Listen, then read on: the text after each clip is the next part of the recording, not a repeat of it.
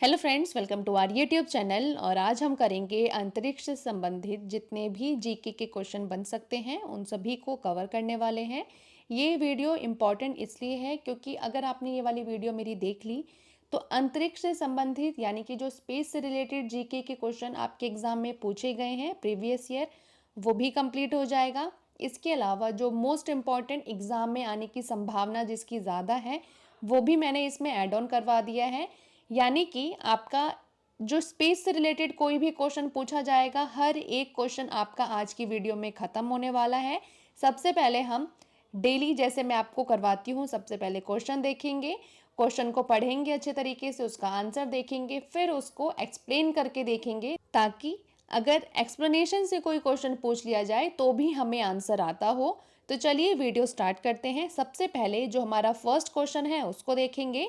हमारा पहला क्वेश्चन है यहाँ पे, इसरो का पूरा नाम क्या है, यानी कि इसरो का पूरा नाम हमें बताना है। तो यहाँ पे आंसर होगा बी, भारतीय अंतरिक्ष अनुसंधान संस्था इसरो इसका पूरा नाम है। अब देखो इसका एक्सप्लेनेशन, व्याख्या है इसका, भारतीय अंतरिक्ष अनुसंधान संगठन यानी कि इसरो इसका पूरा नाम है। इसकी स्थापना किसके द्वारा की गई थी, मोस्ट इंपॉर्टेंट है, डॉक्टर विक्रम साराभाई के नेतृत्व में भारत सरकार के द्वारा। यानी कि नेतृत्व किसने किया था, डॉक्टर विक्रम साराभाई ने नेतृत्व किया था। अब देखो कब हुई थी स्थापना, तो ये भी मोस्ट इंपॉर्टेंट है, 15 अगस्त 1969 को इसकी स्थापना की गई थी। और ये है इसरो का लोगो। इसका काम क्या है, मेनली अंतरिक्ष का अनुसंधान, उपग्रह का निर्माण करना, संचार, मौसम विज्ञान, नेविगेशन और अंतरिक्ष अन्वेषण, ये सभी किसका काम है, तो इसरो का काम है। और ये किसके नेतृत्व में इसका संगठन, इसका जो गठन है वो हुआ था, तो विक्रम साराभाई के नेतृत्व में हुआ था। कब हुआ था, तो 15 अगस्त 1969 को, जो कि मोस्ट इंपॉर्टेंट आपके एग्जाम के पॉइंट ऑफ व्यू से है। आप इतनी चीजें याद रख लो, इसरो से संबंधित आपके लिए मोर देन सफिशिएंट है। अब हम नेक्स्ट क्वेश्चन देखेंगे। भारतीय अंतरिक्ष अनुसंधान संगठन यानी कि इसरो की स्थापना कब की गई थी, यानी कि किस वर्ष की गई थी, तो हमें पता है यहाँ पे बी, 1969 को इसरो का जो संगठन है वो हुआ था। किसके नेतृत्व में, विक्रम साराभाई के नेतृत्व में 15 अगस्त 1969 को इसका गठन हुआ था। ठीक है, अब देखो इसका एक्सप्लेनेशन, इसरो की जो स्थापना है 15 अगस्त 1969 को भारत सरकार के द्वारा हुई थी। नेतृत्व किसने किया था, डॉक्टर साराभाई ने नेतृत्व किया था। और इसका उद्देश्य क्या है, भारत में अंतरिक्ष विज्ञान और प्रौद्योगिकी का विकास करना। अब कैसे, तो देखो जैसे उपग्रह निर्माण और प्रक्षेपण करना, संचार और टीवी नेटवर्क में सुधार लाना, मौसम पूर्वानुमान और आपदा प्रबंधन करना, नेविगेशन और भू संवेदी जो तकनीक है उसका इजाद करना यानी कि उसको डेवलप करना, अंतरिक्ष अन्वेषण जैसे कि चंद्रमा और जो मंगल मिशन है उन सभी को पूरा करना। तो ये किसका काम है, ये इसरो का काम है। तो ये आप यहाँ से याद कर सकते हो। नेक्स्ट क्वेश्चन है हमारा थर्ड, भारतीय अंतरिक्ष कार्यक्रम का जनक किसे कहते हैं, तो यहाँ पे आंसर है ए, विक्रम साराभाई को भारतीय अंतरिक्ष कार्यक्रम का जनक कहा जाता है। ये है विक्रम साराभाई। अब इनके बारे में देखो, इनको जनक कहा जाता है, विक्रम साराभाई को, किसका, तो भारतीय अंतरिक्ष कार्यक्रम का जनक कहा जाता है। भूमिका, इन्होंने क्या योगदान दिया, इन्होंने भारत में अंतरिक्ष विज्ञान और अनुसंधान की नींव रखी थी, यानी कि नेतृत्व किया था इसरो के गठन में इन्होंने महत्वपूर्ण योगदान दिया है। उद्देश्य क्या था इनका, उनका उद्देश्य था भारत को अंतरिक्ष तकनीक में आत्मनिर्भर बनाना। इसका लाभ संचार, मौसम का पूर्वानुमान, नेविगेशन और विज्ञान के लिए प्रयोग करना। तो ये सभी इनका मेन उद्देश्य था। तो यहाँ पे जनक कौन हुआ, विक्रम साराभाई। अब नेक्स्ट क्वेश्चन है यहाँ पे फोर्थ, सतीश धवन अंतरिक्ष केंद्र कहाँ स्थित है, तो यहाँ पे आंसर होगा सी, आंध्र प्रदेश में सतीश धवन अंतरिक्ष केंद्र स्थित है। ये है सतीश धवन अंतरिक्ष केंद्र। अब देखो इसका एक्सप्लेनेशन, सतीश धवन अंतरिक्ष केंद्र श्रीहरिकोटा आंध्र प्रदेश में स्थित है, यानी कि श्रीहरिकोटा में है। और ये कहाँ पे है, तो आंध्र प्रदेश में है। इसका पहले का नाम क्या था, श्रीहरिकोटा रेंज इसका नाम था, ये भी पूछ लिया जाता है। उद्देश्य क्या है इसका, उपग्रह का प्रक्षेपण करना यानी कि सैटेलाइट की लॉन्चिंग करना, रॉकेट का परीक्षण करना। और ये क्या है इसका महत्व, इसरो का जो मुख्य प्रक्षेपण केंद्र है यानी कि जो लॉन्चिंग सेंटर है वो क्या है, तो ये श्रीहरिकोटा है। यहीं से बहुत सारे जो लॉन्चिंग है यहीं से होती है, जैसे चंद्रमा हो गया, मंगलयान हो गया, वो कहाँ से लॉन्च होता है, तो श्रीहरिकोटा से ही लॉन्च किया जाता है। नेक्स्ट क्वेश्चन है, इसरो के पहले अध्यक्ष कौन थे, तो यहाँ पे आंसर होगा बी, विक्रम साराभाई इसरो के पहले अध्यक्ष भी थे। अब देखो इनके बारे में पढ़ लेते हैं। इसरो यानी कि भारतीय अंतरिक्ष अनुसंधान संगठन के पहले अध्यक्ष कौन थे, तो विजय कुमार साराभाई यानी कि विक्रम साराभाई थे। स्थापना में योगदान इन्होंने दिया, इन्होंने भारत में अंतरिक्ष कार्यक्रम की नींव रखी थी। काल यानी कि समय कब था, तो 1969 में इसरो की स्थापना के समय ये अध्यक्ष थे इसरो के, और इन्होंने भारतीय अंतरिक्ष कार्यक्रम का इनको जनक कहा जाता है। तो यहाँ पे जो पहले अध्यक्ष भी कौन थे, तो विक्रम साराभाई ही थे, क्योंकि इन्होंने अंतरिक्ष यानी कि जो इसरो है उसके संगठन में सबसे अहम भूमिका निभाई थी, और इसी कारण इनको पहला जो अध्यक्ष है वो भी चुना गया था। तो ये आप यहाँ से याद कर सकते हो। नेक्स्ट क्वेश्चन है, इसरो ने अब तक कितने सफल कक्षीय प्रक्षेपण कर लिए हैं, यानी कि सक्सेसफुल जो ऑर्बिट लॉन्च है कितने कर लिए हैं, तो यहाँ पे आंसर होगा 79 यानी कि 79, डी ऑप्शन यहाँ पे आंसर है। अब इसके बारे में देखो कि 1 जनवरी 2024 तक भारत का जो अंतरिक्ष कार्यक्रम है प्रभावशाली ऊंचाइयों पर पहुंच गया है, ऑब्वियसली पहुंचा है। इसके 3 मुख्य कक्षीय पेंडों में क्या है, देखो कुल 94 प्रक्षेपण हो चुके हैं, यानी कि 94 लॉन्चिंग हो चुकी है, जिसमें से 79 सफल प्रक्षेपण शामिल है, यानी कि 79 यहाँ पे सक्सेसफुल लॉन्चिंग हुई है। इनमें ये जो मिशन हुए हैं उसमें संचार, पृथ्वी का अवलोकन, वैज्ञानिक अनुसंधान सहित विभिन्न उद्देश्यों के लिए उपग्रहों को कक्षा में स्थापित किया गया है। यानी कि अभी तक कुल 94 प्रक्षेपण हुए हैं, जिसमें से 79 सफल प्रक्षेपण हुए हैं और बाकी जितने थे वो फेल्ड हो गए। तो यहाँ पे आंसर है 79, ये आप याद रखो। नेक्स्ट क्वेश्चन है अब यहाँ पे, इसरो का प्रमुख उद्देश्य क्या है, यानी कि ये जो इसरो बनाया गया है अंतरिक्ष अनुसंधान, इसका मेन जो उद्देश्य है, ऑब्जेक्टिव क्या है, ये बताना है। तो देखो, अंतरिक्ष प्रौद्योगिकी का विकास करना, राष्ट्रीय जो आवश्यकता है उसको पूरा करना, उसको उपयोग करना। अब इसके बारे में थोड़ी जानकारी ले लेते हैं। देखो, अंतरिक्ष प्रौद्योगिकी का विकास करना जैसे कि रॉकेट, उपग्रह और मिशन बनाना इसरो का काम है। राष्ट्रीय आवश्यकताओं में इसका इस्तेमाल करना, अब कैसे करना, देखो मौसम, कृषि, संचार, रक्षा और आपदा प्रबंधन करके ये इसका दूसरा उद्देश्य है। तीसरा उद्देश्य है इसका वैज्ञानिक अनुसंधान और शिक्षा को बढ़ावा देना, जैसे छात्रों और शोधकर्ताओं के लिए डेटा उपलब्ध कराना। तो ये इसका 3 उद्देश्य है इसरो का, तो ये यहाँ से आप याद कर सकते हो। नेक्स्ट क्वेश्चन है यहाँ पे, सतीश धवन अंतरिक्ष केंद्र कहाँ स्थित है, तो यहाँ पे ऑप्शन नंबर सी है, आंध्र प्रदेश श्रीहरिकोटा में सतीश धवन अंतरिक्ष केंद्र स्थित है। अब देखो यहाँ पे एक्सप्लेनेशन, सतीश धवन अंतरिक्ष केंद्र श्रीहरिकोटा आंध्र प्रदेश में ये स्थित है। इसका पहले का नाम था श्रीहरिकोटा रेंज। ये इसका उद्देश्य क्या है, उपग्रह प्रक्षेपण यानी कि सैटेलाइट लॉन्चिंग इसका उद्देश्य है। रॉकेट का परीक्षण यहाँ पे होता है। इसरो का अगर मुख्य प्रक्षेपण केंद्र ये भी पूछा जाता है आपके एग्जाम में, तो कहाँ पे है, तो श्रीहरिकोटा आंध्र प्रदेश में ही है। तो ये आप यहाँ से इतनी सारी चीजें याद कर सकते हो। अब नेक्स्ट क्वेश्चन है, इसरो के पहले अध्यक्ष कौन थे, तो यहाँ पे आंसर होगा बी, विक्रम साराभाई इसरो के पहले अध्यक्ष रहे हैं। अब देखो यहाँ पे जो विक्रम साराभाई हैं वो पहले अध्यक्ष थे। इन्होंने योगदान दिया है, भारत में जो अंतरिक्ष कार्यक्रम है उसकी नींव विक्रम साराभाई ने ही रखी है। समय कौन सा था, तो 1969 में इसरो की स्थापना के समय इन्होंने नेतृत्व किया था और सरकार ने इसरो की स्थापना की थी, और इन्हें भारतीय अंतरिक्ष कार्यक्रम का जनक भी कहा जाता है। तो इनको ये सभी चीजें आप इनके बारे में याद कर सकते हो कि पहले अध्यक्ष थे, कब इसकी स्थापना हुई थी इसरो की, और इनको भारतीय अंतरिक्ष कार्यक्रम का जनक कहा जाता है। नेक्स्ट क्वेश्चन है यहाँ पे, इसरो के द्वारा निर्मित पहला मानव रहित जो उपग्रह है वो कौन सा था, तो यहाँ पे आंसर होगा बी, आर्यभट्ट है वो पहला मानव रहित उपग्रह है। अब देखो इसके बारे में कि ये जो आर्यभट्ट है वो था क्या एग्जैक्टली, अब देखो यहाँ पे आर्यभट्ट, यहाँ पे बी आंसर है। भारत का पहला मानव रहित उपग्रह लॉन्च कब हुआ था? 1975 में सोवियत रॉकेट के द्वारा, यानी कि जो रशिया है उसके रॉकेट के द्वारा ये लॉन्च किया गया था। नाम आर्यभट्ट के नाम पर रखा गया था, जो कि महान गणितज्ञ थे, आप सभी इनको जानते होंगे। इन्होंने शून्य का इजाद किया है, प्रथम पंक्ति जो संख्या है उसका इस्तेमाल किया।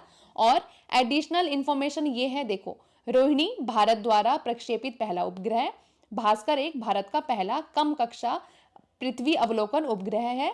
तो ये चीजें आप यहाँ से याद कर सकते हो। मेन यहाँ पे आंसर क्या है? आर्यभट्ट है, ये याद रखना। कब ये लॉन्च किया गया था? 1975 में। 1969 में इसरो की स्थापना हुई थी और उसके 6 साल के बाद हमने अपना मानव रहित जो उपग्रह है उसको लॉन्च कर दिया था सोवियत के रॉकेट के द्वारा। ठीक है, तो इतना बस आप यहाँ पे याद रखोगे। अब यहाँ पे इंफॉर्मेशन है, देखो ये हमारी 3 ई बुक्स आती हैं, रामबाण स्टैटिक जी के, करंट अफेयर और सामान्य विज्ञान की। ये 3 हैं। इसमें से सबसे पहले देखो स्टैटिक जी के में आपको हिंदी मीडियम में ये इतने सारे जो जीके के सब्जेक्ट हैं वो मिलने वाले हैं। 5100 टीसीएस के क्वेश्चन मिलेंगे और प्रीवियस ईयर के क्वेश्चन इसमें इंक्लूडेड है। सब्जेक्ट वाइज आपको यहाँ पे चीज़ें जो कंटेंट है वो बेस्ट मटेरियल के साथ मिलने वाला है। सेकंड है हमारा यहाँ पे करंट अफेयर, जो कि वार्षिकांक है, ईयरली है। 5000 प्लस आपके टीसीएस के एमसीक्यू हैं, 60 प्लस आपके टॉपिक महत्वपूर्ण जो इंपॉर्टेंट टॉपिक है वो इंक्लूडेड है। और हमारी जो तीसरी बुक है वो है सामान्य विज्ञान की। इसमें आपको रसायन विज्ञान, भौतिक विज्ञान और जीव विज्ञान, यानी कि साइंस के जो तीनों पार्ट हैं उसका प्रीवियस ईयर मिल जाएगा। यहाँ पे 5000 प्लस आपको यहाँ पे भी टीसीएस के क्वेश्चन प्रीवियस ईयर मिल जाएंगे। अब इसको देखो लेना कैसे है मैं वो बता दूं। आपको अगर इंडिविजुअल लेना है तो लिंक ये डिस्क्रिप्शन में दे दिया गया है, आप जाके ले सकते हो। अदरवाइज अगर आपको ऑफर चाहिए तो आप क्या करोगे, आपके लिए बेस्ट ऑफर है 150 में। जी हाँ, 150 में आपको ये तीनों ही ई बुक मिल सकती है। कैसे? देखो 150 आप इस पे स्कैन करोगे, ये जो व्हाट्सएप नंबर है इस पे आप शेयर करोगे स्क्रीनशॉट, और विद इन 5 सेकेंड, जी हाँ विद इन 5 सेकेंड में आपको तीनों ही जो बेस्ट मटेरियल की जो ई बुक है वो आपको मिल जाएगी। आप दिल्ली पुलिस का एग्जाम आने वाला है, एनटीपीसी का एग्जाम आने वाला है, कोई भी एग्जाम की तैयारी कर रहे हो, आप अपने बेस्ट कंटेंट के साथ तैयारी जारी रख सकते हो। तो ये हो गई इंफॉर्मेशन। 11th क्वेश्चन है यहाँ पे, कारी किस देश की अंतरिक्ष एजेंसी है? तो हमें बताना है, जैसे हमारा इसरो है वैसे ही ये कारी किस देश की एजेंसी है अंतरिक्ष की? तो यहाँ पे आंसर होगा सी, दक्षिण कोरिया की एजेंसी है कारी, अंतरिक्ष एजेंसी है। अब इसके बारे में देखो, इसका पूरा नाम है कोरियन एरोस्पेस रिसर्च इंस्टीट्यूट, ये साउथ कोरिया की है। ऑप्शन नंबर सी यहाँ पे आंसर होगा।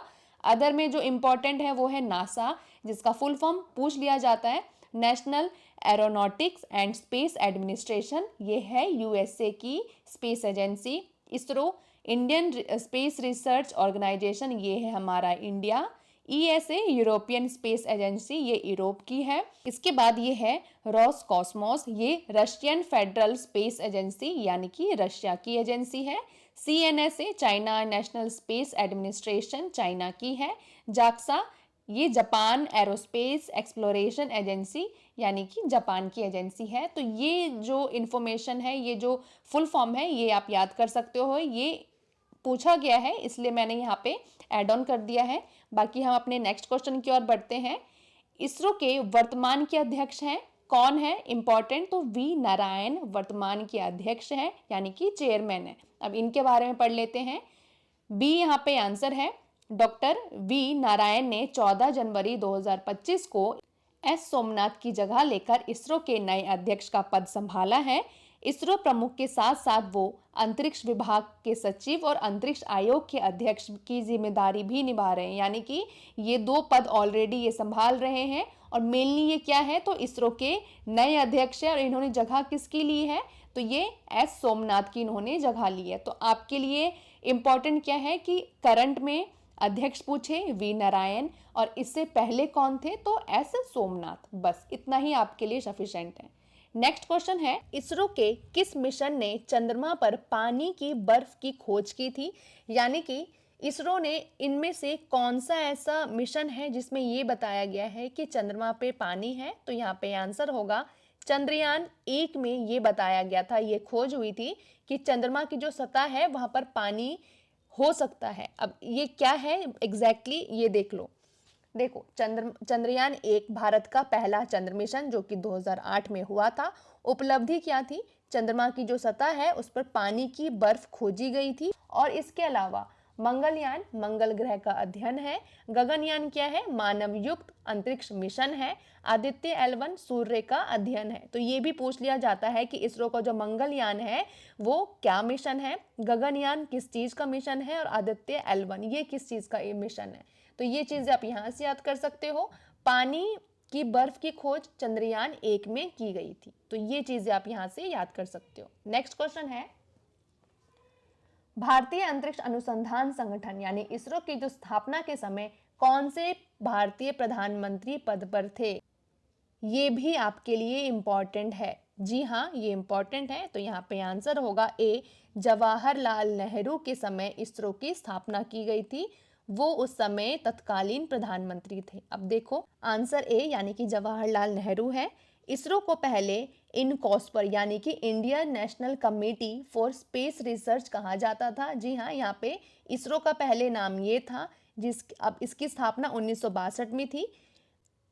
प्रधानमंत्री उस टाइम पे थे जवाहरलाल नेहरू। मुख्य व्यक्ति विक्रम साराभाई की सिफारिश पे ये स्थापित किया गया था इसरो। ठीक है, तो ये यहाँ से इंफॉर्मेशन है कि उस टाइम पे तत्कालीन जो प्रधानमंत्री कौन थे? तो जवाहरलाल नेहरू थे। नेक्स्ट क्वेश्चन है, इसरो ने एडिटिव मैन्युफैक्चरिंग तकनीक का उपयोग करके स्थायी अंतरिक्ष अन्वेषण के लिए किस कंपनी के साथ साझेदारी की है? मोस्ट इंपॉर्टेंट क्वेश्चन है ये। तो यहाँ पे आंसर होगा बी, विप्रो 3D के साथ इन्होंने साझेदारी की है। अब देखो ये क्या है, साझेदारी इसरो ने विप्रो 3D के साथ मिलकर PS4 रॉकेट इंजन के पार्ट्स को 3D प्रिंट किया है। तकनीक क्या है? एडिटिव मैन्युफैक्चरिंग, 3D प्रिंटिंग, परत दर परत जो मेटल है प्लास्टिक बनाकर पार्ट्स तैयार करना। तो इसके लिए जो इसरो है उसने विप्रो के साथ ये मिलकर साझेदारी की है और ये सभी चीजें कौन बनाएगा? तो विप्रो 3D बनाएगा। ठीक है, तो यहाँ से ये इंपॉर्टेंट है। नेक्स्ट क्वेश्चन है, इसरो का कौन सा मिशन भारत का पहला समर्पित अंतरिक्ष वेधशाला है? यानी कि यहाँ पे हमें ये बताना है कि जो भारत का पहला समर्पित अंतरिक्ष वेधशाला है वो किस मिशन के नाम से जाना जाता है? तो यहाँ पे आंसर होगा एस्ट्रोसैट, ये यानी कि ए ऑप्शन यहाँ पे आंसर होगा। अब ये क्या है देखो, एस्ट्रोसैट भारत का पहला अंतरिक्ष वेधशाला उपग्रह है। इसे 28 सितंबर 2015 को लॉन्च किया गया था। ये वेरी इंपॉर्टेंट है। इसका उद्देश्य था खगोल शास्त्र यानी कि एस्ट्रोनॉमी का अध्ययन करना। सतीश धवन स्पेस सेंटर जो कि श्रीहरिकोटा से PSLV रॉकेट के द्वारा ये लॉन्च हुआ था। ठीक है, तो ये चीजें आप वहां पे याद कर सकते हो इस क्वेश्चन में, क्योंकि ये देखो इंपॉर्टेंट है। पहला अंतरिक्ष वेधशाला जो उपग्रह है ये था 2015 में इसको लॉन्च किया गया था। किस रॉकेट के द्वारा? तो PSLV रॉकेट के द्वारा इसको लॉन्च किया गया था। तो ये वेरी वेरी इंपॉर्टेंट क्वेश्चन है। नेक्स्ट क्वेश्चन है, सूर्य का अध्ययन करने के लिए इसरो का कौन सा मिशन लॉन्च किया गया है? तो यहाँ पे आंसर होगा आदित्य L1 सूर्य का अध्ययन करने के लिए ये जो मिशन है वो लॉन्च किया गया था। अब देखो भारत का पहला सूर्य अध्ययन मिशन इसरो का दूसरा अंतरिक्ष आधारित खगोल विज्ञान मिशन था। यानी कि एस्ट्रोसैट के बाद जो दूसरा मिशन था वो क्या था? तो सूर्य का अध्ययन करने के लिए जो L1 है आदित्य L1 वो था। किसके द्वारा किया गया था? तो PSLV रॉकेट के द्वारा 400 किलोग्राम का जो उपग्रह है उसको लॉन्च किया गया था। स्थान पृथ्वी सूर्य प्रणाली में जो लैग्रेंज पॉइंट है यानी कि जो L1 है पृथ्वी से 1.5 मिलियन किलोमीटर दूर है। विशेषता है कि सूर्य की जो सतह है, कोरोना है और जो सौर गतिविधि है उसका अध्ययन ये जो मिशन है वो करेगा। तो ये यहाँ पे आंसर है बी यानी कि आदित्य L1। नेक्स्ट क्वेश्चन है यहाँ पे, इसरो का कौन सा रॉकेट विशेष रूप से छोटे उपग्रहों को प्रक्षेपित करने के लिए डिजाइन किया गया है? तो यहाँ पे आंसर होगा SSLV जो है वो छोटे उपग्रहों को प्रक्षेपित करने के लिए डिजाइन किया गया। अब ये क्या है देखो, ये क्या है? छोटा, लागत कुशल और फुर्तीला रॉकेट है। खासकर छोटे जो उपग्रह है उसको लॉन्च करने के लिए ये इसका निर्माण किया गया है। पेलोड क्षमता क्या है? 500 किलोग्राम तक दूर संचार और पृथ्वी अवलोकन के लिए ये उपयुक्त होता है। तैयारी और लॉन्च कैसी है? जल्दी असेबल है, लॉन्च किया जा सकता है। सिर्फ 1 सप्ताह में ये तैयार होकर लॉन्च किया जा सकता है। अब लाभ क्या है? कम लागत है, छोटे संस्था चाहिए, स्टार्टअप और विकासशील देशों के लिए आसान है, तेज लॉन्च, आपदा प्रबंधन और समय संवेदनशील मशीनों के लिए ये जल्दी से लॉन्च किया जा सकता है। ऑन डिमांड लॉन्च है, व्यावसायिक पेलोड के लिए सुविधाजनक है। ये वैज्ञानिक अनुसंधान और नवाचार को ये बढ़ावा देता है, यानी कि छोटे उपग्रह को लॉन्च करने के लिए SSLV का उपयोग किया जाता है, जिसकी क्षमता क्या है? तो 500 किलोग्राम तक। ये आप यहाँ से याद रखो। नेक्स्ट क्वेश्चन है, भारतीय अंतरिक्ष अनुसंधान संगठन इसरो को पहले किस नाम से जाना जाता था? तो यहाँ पे आंसर होगा बी, भारतीय राष्ट्रीय अंतरिक्ष अनुसंधान समिति, यानी कि इनकॉस पर इसका इसरो का पहले नाम था। अब देखो क्यों चेंज किया गया। इसरो को पहले भारतीय राष्ट्रीय अंतरिक्ष अनुसंधान समिति यानी कि इनकॉस्पर के नाम से जाना जाता था, जिसे भारत सरकार ने 1962 में डॉक्टर विक्रम साराभाई के दृष्टिकोण पर स्थापित किया था। इसरो का जो गठन है वो कब किया गया था? 15 अगस्त 1969 को इसरो का गठन हुआ था। उससे पहले क्या चलता था? तो इनकॉस्पर चलता था। तो ये चीजें आप यहाँ से याद रखोगे। नेक्स्ट क्वेश्चन है, भारत में अंतरिक्ष कार्यक्रम सर्वप्रथम कहां से शुरू हुआ था?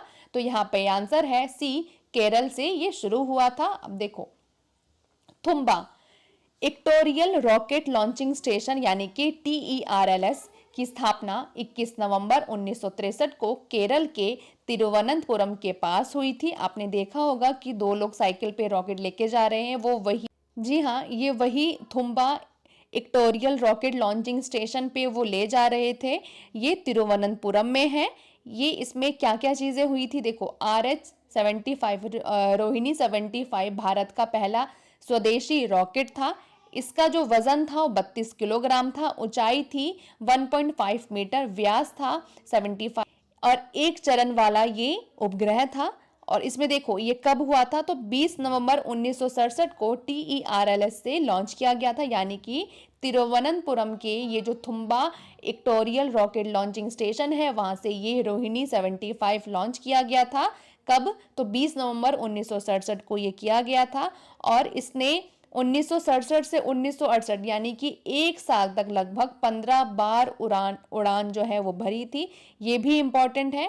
विक्रम साराभाई स्पेस सेंटर ये कहाँ पे है? तिरुवनंतपुरम में इसका कार्यक्रम में अनुसंधान का नेतृत्व किया, यानी कि जो ये कार्य है, ये जो लॉन्चिंग है उसका नेतृत्व किसने किया था? तो विक्रम साराभाई स्पेस सेंटर जो कि तिरुवनंतपुरम में है। तो ये चीजें आप यहाँ से याद रखोगे। नेक्स्ट क्वेश्चन है, इसरो के किस केंद्र में उपग्रह यानी कि सैटेलाइट बनाए जाते हैं?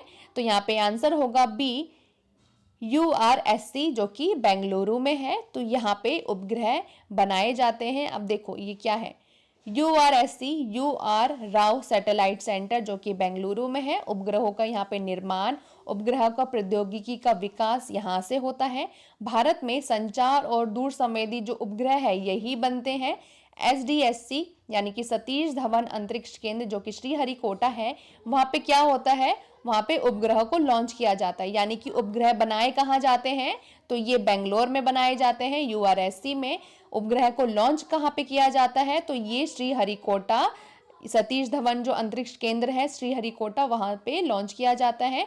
यहाँ उपग्रह नहीं बनते, केवल प्रक्षेपण और मिशन जो संचालन है वो होता है, यानी कि जो श्रीहरिकोटा है वहां पे सिर्फ लॉन्चिंग होती है, बनाया जाता है कहीं और जो कि URSC बेंगलोर में। ठीक है, तो ये चीजें यहाँ पे आप याद रखना। कभी कभी क्वेश्चन कंफ्यूज करने के लिए दे देगा कि उपग्रह का निर्माण कहाँ पे किया जाता है, तो यहाँ पे सतीश हरिकोटा भी दे देगा, तो यहाँ पे आंसर ये नहीं होगा। नेक्स्ट क्वेश्चन है यहाँ पे, इसरो के किस केंद्र में ब्रह्मोचक रॉकेट का निर्माण किया जाता है? तो यहाँ पे आंसर होगा विक्रम साराभाई अंतरिक्ष केंद्र यानी कि VSSC तिरुवनंतपुरम। तो यहाँ पे देखो, विक्रम साराभाई अंतरिक्ष केंद्र VSSC तिरुवनंतपुरम जो कि केरल में है, वहां पे रॉकेट यानी कि इसका डिजाइन और निर्माण यहाँ पे होता है। सतीश धवन अंतरिक्ष केंद्र SDSC श्रीहरिकोटा आंध्र प्रदेश में जो कि है, वहां पे रॉकेट का एकीकरण होता है और यहाँ से लॉन्चिंग का कार्यक्रम होता है। UR राव उपग्रह केंद्र URSC बेंगलोर जो कि कर्नाटक में है, उपग्रह का डिज़ाइन और यहाँ पे निर्माण किया जाता है। तो ये चीज़ें मोस्ट इम्पॉर्टेंट है, बहुत कंफ्यूजिंग है, एक बार देख लो कि कहाँ पे कौन सी चीज़ बनाई जाती है और कहाँ से लॉन्च किया जाता है। नेक्स्ट क्वेश्चन है, इसरो का पहला सफल चंद्र मिशन कौन सा था? अभी तक 3 चंद्रयान मिशन हो चुके हैं। यहाँ पे क्वेश्चन है कि पहला जो सफल है वो कौन सा था? तो यहाँ पे आंसर होगा चंद्रयान 1 जो है सफल मिशन था। अब देखो इसके बारे में, लॉन्च कब हुआ था चंद्रयान 1? 22 अक्टूबर 2008 को। कहाँ से हुआ था? सतीश धवन अंतरिक्ष केंद्र जो कि आंध्र प्रदेश में है। और लॉन्च कौन से रॉकेट के द्वारा किया गया था? PSLV C11। उद्देश्य था चंद्र सतह पर खनिज और पानी की खोज के लिए इसको लॉन्च किया गया था। उपलब्धि क्या मिली हमें? चंद्रमा पर पानी की जो पुष्टि है वो हमने किया। अवधि यानी कि कब तक ये रहा? तो 312 दिन तक ये ध्रुवीय कक्षा में रहा था। तो ये चीजें आप चंद्रयान 1 से याद कर सकते हो। इसरो ने शुक्र ग्रह के मिशन के लिए कौन सा अंतरिक्ष यान विकसित किया है? तो यहाँ पे आंसर होगा शुक्रयान 1। ये शुक्र ग्रह के मिशन के लिए विकसित किया है। इसके बारे में देखो, शुक्रयान 1 यहाँ पे आंसर है। उद्देश्य था शुक्र ग्रह का वायुमंडल और बादल का अध्ययन करना, ग्रह की सतह और रासायनिक संरचना का विश्लेषण करना। मिशन का प्रकार क्या था? ऑर्बिट, यानी कि ये सिर्फ जो ग्रह है उसके चारों तरफ घूम के इसका पता लगाएगा, इसके अंदर जाके पता नहीं लगाएगा, इसकी सतह पे जाके। तो ऑर्बिट यही होता है, यानी कि जो चारों ओर घूम घूम के पता लगाना। ग्रहों के चारों ओर घूमता है ऑर्बिट, और दूर से डेटा और जो तस्वीर है वो भेजता है। तो ये यहाँ पे आंसर होगा। नेक्स्ट क्वेश्चन है, भारत के अंतरिक्ष विश्वविद्यालय का नाम क्या है? तो यहाँ पे आंसर होगा IIST। ये अंतरिक्ष विश्वविद्यालय का नाम है। इसके बारे में थोड़ी जानकारी ले लेते हैं। देखो,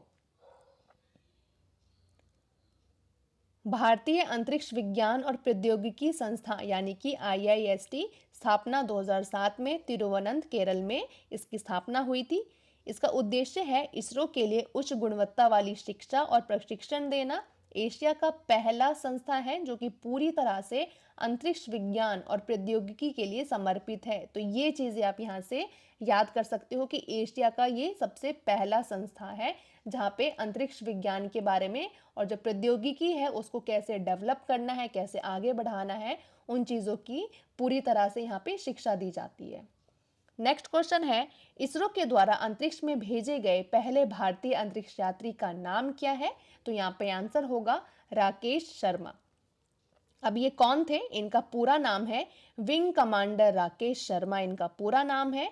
वो पहले भारतीय और दूसरे एशियाई अंतरिक्ष में जाने वाले व्यक्ति बने। उन्होंने अंतरिक्ष स्टेशन पर विभिन्न वैज्ञानिक प्रयोग का अध्ययन और निरीक्षण किया। उन्होंने अंतरिक्ष में जाने पर भारत के प्रधानमंत्री इंदिरा गांधी के द्वारा पूछा गया जो क्वेश्चन है, जो कि बहुत फेमस है, जिनमें इंदिरा गांधी ने उनसे पूछा था कि भारत कैसा लग रहा है, तो उन्होंने आंसर दिया था सारे भारत को मैं देख पा रहा हूं। और उन्हें मिशन के बाद भारत सरकार के द्वारा परम विशिष्ट सेना से सम्मानित भी किया गया था। तो यहाँ पे आंसर होगा बी, राकेश शर्मा। यहाँ पे नेक्स्ट क्वेश्चन है, इसरो का मानव युक्त अंतरिक्ष मिशन किस नाम से जाना जाता है? तो यहाँ पे आंसर है जो मानव युक्त अंतरिक्ष मिशन है वो गगनयान, यानी कि सी यहाँ पे आंसर होगा। देखो, गगनयान भारत का मानव अंतरिक्ष मिशन है। इसका लक्ष्य है भारतीय अंतरिक्ष यात्रियों को अंतरिक्ष में भेजना। इस मिशन में 3 लोगों को ले जाने वाला जो अंतरिक्ष यान है वो ये होगा। भविष्य में भारत का जो अंतरिक्ष स्टेशन है वो वहां पे बनाया जाएगा। तो गगनयान यहाँ पे आंसर होगा। नेक्स्ट क्वेश्चन है यहाँ पे, भारत का पहला उपग्रह प्रक्षेपण वाहन कौन सा था? तो यहाँ पे आंसर होगा SLV-3, यानी कि सी ऑप्शन यहाँ पे आंसर होगा। अब देखो, SLV-3 जिसको सैटेलाइट लॉन्च व्हीकल 3 के नाम से जाना जाता है, भारत का पहला उपग्रह प्रक्षेपण यान था। यह एक प्रायोगिक प्रक्षेपण यान था। लॉन्च कब किया गया था? 18 जुलाई 1980 को इसको लॉन्च किया गया था। रोहिणी उपग्रह RS-1, देखो SLV-3 ने 18 जुलाई 1980 को रोहिणी 1B को सफलतापूर्वक कक्षा में स्थापित किया। इस सफलता के बाद भारत दुनिया का छठा देश बन गया जिसने अपना जो उपग्रह प्रक्षेपण है वो विकसित कर लिया। नेक्स्ट क्वेश्चन है, इसरो के पीएसएलवी का पूरा नाम क्या है? ये पीएसएलवी है, इसका पूरा नाम है पोलर सैटेलाइट लॉन्च व्हीकल, यानी कि ए ऑप्शन यहाँ पे आंसर होगा। अब देखो, पीएसएलवी यानी कि पोलर सैटेलाइट लॉन्च व्हीकल भारतीय अंतरिक्ष अनुसंधान संगठन इसरो के द्वारा विकसित एक बहुत ही सफल उपग्रह प्रक्षेपण यान है। यानी कि ये गाड़ी, मान लो कि गाड़ी है जिसके द्वारा जितने भी जो सैटेलाइट हो गया, उपग्रह हो गया, उसको लॉन्च किया जाता है। ये एक तरह का यान है, ये ही ले जाता है अंतरिक्ष तक, और यहाँ पे इसमें फ्यूल भरा जाता है। ये जितना ज़्यादा पावरफुल होगा, जितने ज़्यादा ये अच्छी तरीके से बनेगा, ये उतनी ज़्यादा सक्सेस होगा। तो हमने भी धीरे धीरे पहले एसएलवी का यूज़ किया, उसको बनाया, फिर हमने पीएसएलवी का यूज़ किया, उसको अच्छे से बनाया, और धीरे धीरे आप देखोगे कि आगे जो चंद्रयान 3 है उसमें हमने कौन से यान का उपयोग किया है, तो सभी चीज़ें पढ़ेंगे। फिलहाल यहाँ पे पीएसएलवी के बारे में हम बात कर रहे हैं, जो कि एसएलवी से ज़्यादा बेटर था, उससे 4-5 कदम आगे था। हमने उसको और अच्छे तरीके से बनाया था। जो इसका पूरा नाम अगर पूछे तो पोलर सैटेलाइट लॉन्च व्हीकल इसका पूरा नाम है, और ये सफल प्रक्षेपण यान था। पोलर ऑर्बिट में उपग्रह भेजने के लिए डिज़ाइन किया गया था। उपयोग क्या था? पृथ्वी की ध्रुवीय कक्षा यानी कि जो पोलर ऑर्बिट है, और सौर सिंक्रोनस कक्षा यानी कि सन सिंक्रोनस ऑर्बिट है, उपग्रह उसका प्रक्षेपित करना। विशेषता क्या है? पीएसएलवी ने कई अंतर्राष्ट्रीय उपग्रह मिशनों को भी सफलतापूर्वक लॉन्च किया है। ठीक है, तो ये पीएसएलवी हो गया।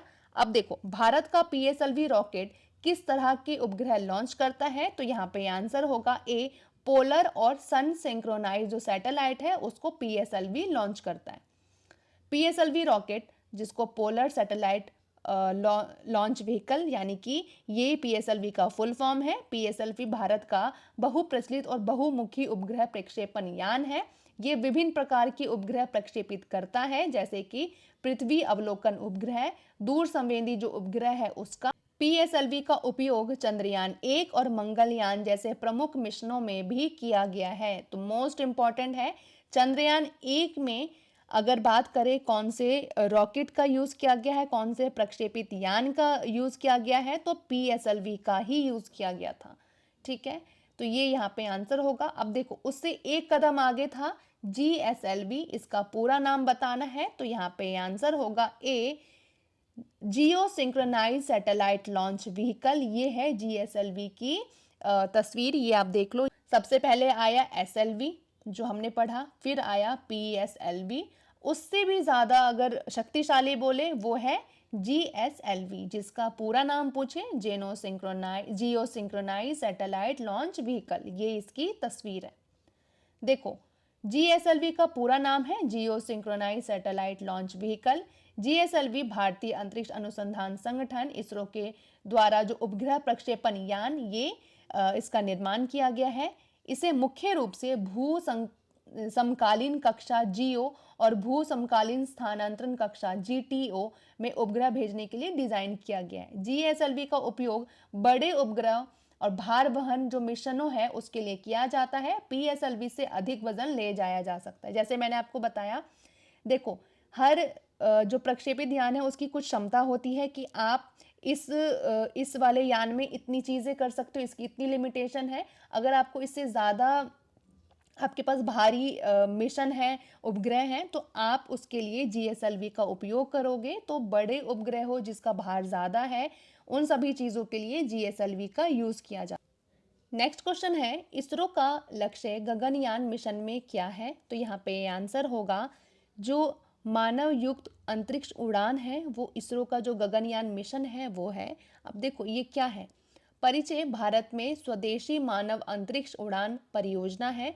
एजेंसी भारतीय अंतरिक्ष अनुसंधान संगठन यानी कि इसरो के द्वारा इसको डिजाइन और संचालित किया जा रहा है।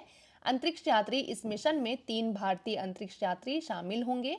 कक्षा यानी कि पृथ्वी की जो निचली कक्षा है लियो, उसमें प्रक्षेपण होगा, यानी कि उसमें ये लॉन्च होगा। मिशन की अवधि क्या है? अंतरिक्ष यात्रियों को अधिकतम 3 दिनों तक अंतरिक्ष में रखना होगा, और वो वहाँ पे क्या करेंगे? तो ये अंतरिक्ष में मानव क्षमता का जो परीक्षण है वो करेंगे। भविष्य में गहन अंतरिक्ष अन्वेषण के लिए अनुभव और तकनीक के लिए ये तैयार करना है, यानी कि ये एक्सपीरियंस लेना है कि वहाँ पे क्या क्या चीज़ें हैं, वहाँ पे हम अपना जो सेंटर है वो बना सकते हैं कि नहीं, हम आगे फ्यूचर में अंतरिक्ष में अपने खुद के द्वारा जो बनाए गए स्वदेशी जो मशीनें हैं उसके द्वारा हम इंसान को भेज सकते हैं या नहीं। इन सभी चीज़ों का अध्ययन करने के लिए ये संचालित किया गया है इसरो के द्वारा। तो ये चीज़ें आप यहाँ से याद रखोगे। नेक्स्ट क्वेश्चन है, नासा की स्थापना किस वर्ष हुई थी? तो यहाँ पे आंसर होगा बी, 1958 में नासा की स्थापना हुई थी। देखो, फुल नेम है नेशनल एरोनॉटिक्स स्पेस एडमिनिस्ट्रेशन, यानी कि नासा। ये अमेरिका की स्पेस एजेंसी है।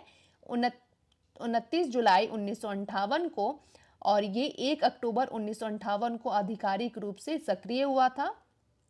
लेकिन स्थापना कब हुई थी? तो 29 जुलाई 1958 को इसकी स्थापना हो गई थी। अब नासा के द्वारा जो बड़े बड़े मिशन है जिसको सक्सेसफुली मतलब लॉन्च किया गया है वो सभी देखो। सबसे पहला था मरकरी प्रोग्राम, 1958 से 1963 तक, यानी कि 5 साल तक चला। पहला अमेरिकी मानव अंतरिक्ष कार्यक्रम था। अपोलो प्रोग्राम 1961 से 1972 तक, मनुष्य को चंद्रमा पर इसने भेजा। स्काईलैब 1973 से 1979 तक, पहला अमेरिकी अंतरिक्ष स्टेशन वहां पे बनाया गया। मार्स रोवर 1997 से प्रेजेंट मंगल ग्रह की सतह पर जीवन की जो संभावना है उसकी खोज की जा रही है।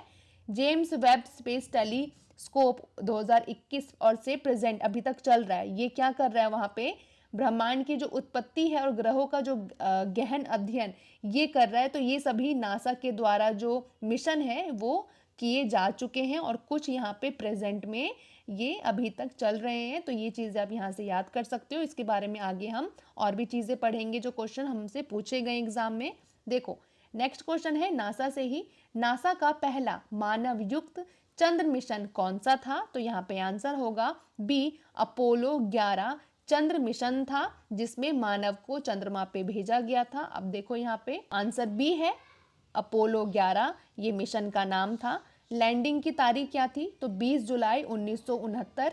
ये वही साल है जब हमारा जो देश है उसमें इसरो की स्थापना हुई थी। तो उस टाइम पे नासा क्या कर रहा था? वो अपोलो मिशन चंद्रमा पे इंसान भेजने की तैयारी कर रहा था। प्रमुख अंतरिक्ष यात्री नील आर्मस्ट्रॉन्ग, बज एल्ड्रिन चंद्रमा पर उतरे थे। ये दोनों जो व्यक्ति हैं वो चंद्रमा पे उतरे थे, जबकि माइकल कॉलिंस ये कमांड मॉड्यूल में ऑर्बिट में रहे थे। तो ये भी क्वेश्चन पूछते हैं कि कौन कौन व्यक्ति गए थे? तो 3 व्यक्ति गए थे, जिसमें से नील आर्मस्ट्रॉन्ग और बज एल्ड्रिन ये दोनों चंद्रमा पर उतरे थे, जबकि जो माइकल है वो चंद्रमा पे नहीं उतरे थे, वो सिर्फ ऑर्बिट में रहे थे। तो ये चीज़ें आप यहाँ से याद कर सकते हो।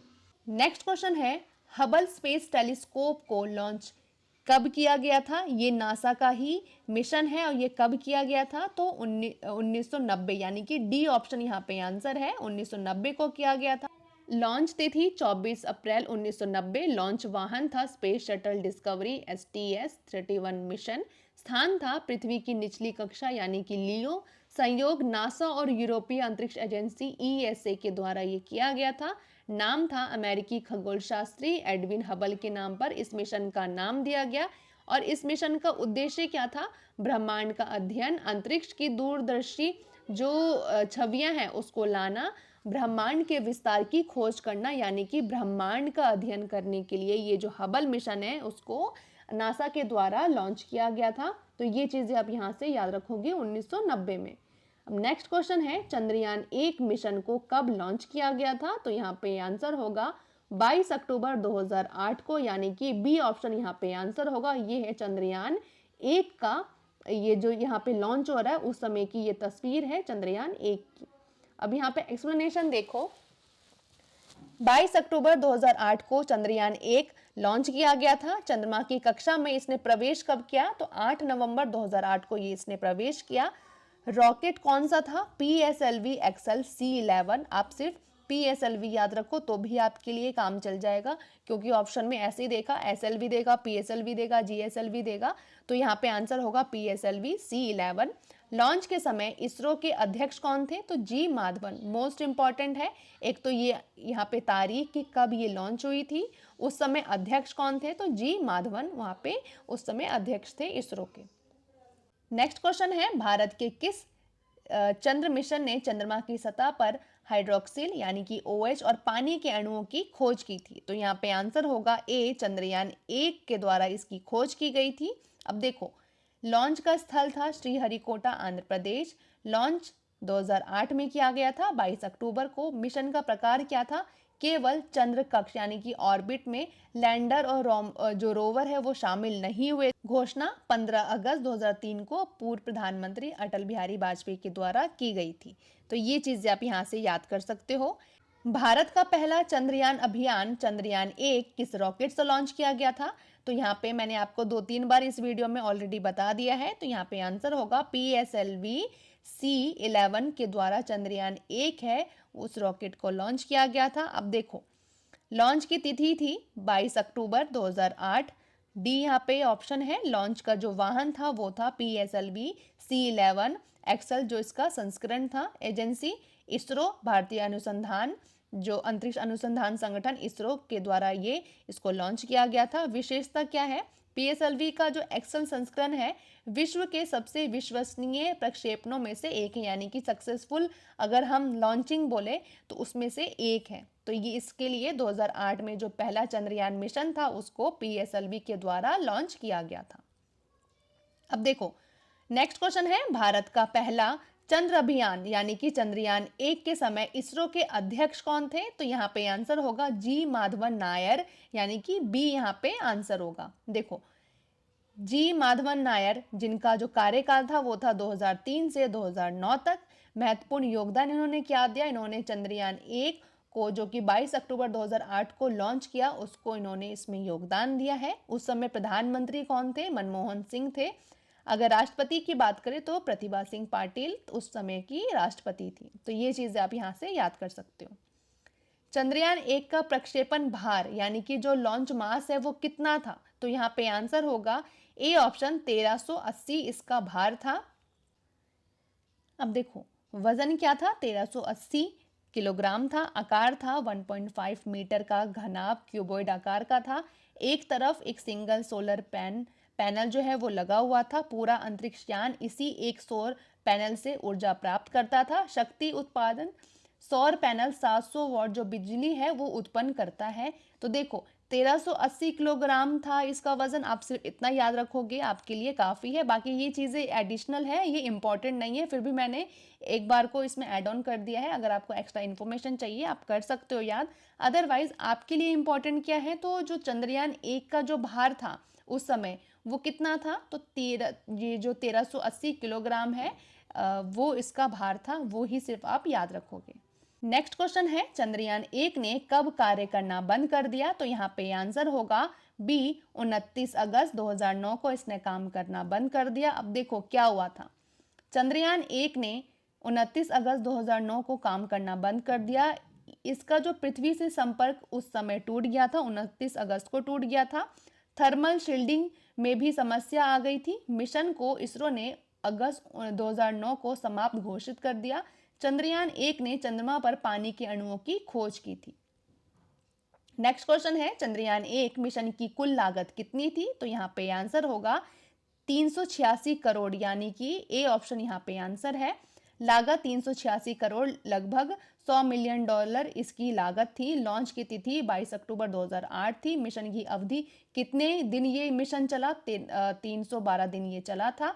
मुख्य उपलब्धि क्या थी? चंद्रमा की सतह पर पानी की जो अणुओं की खोज चंद्रयान 1 के द्वारा ही की गई थी।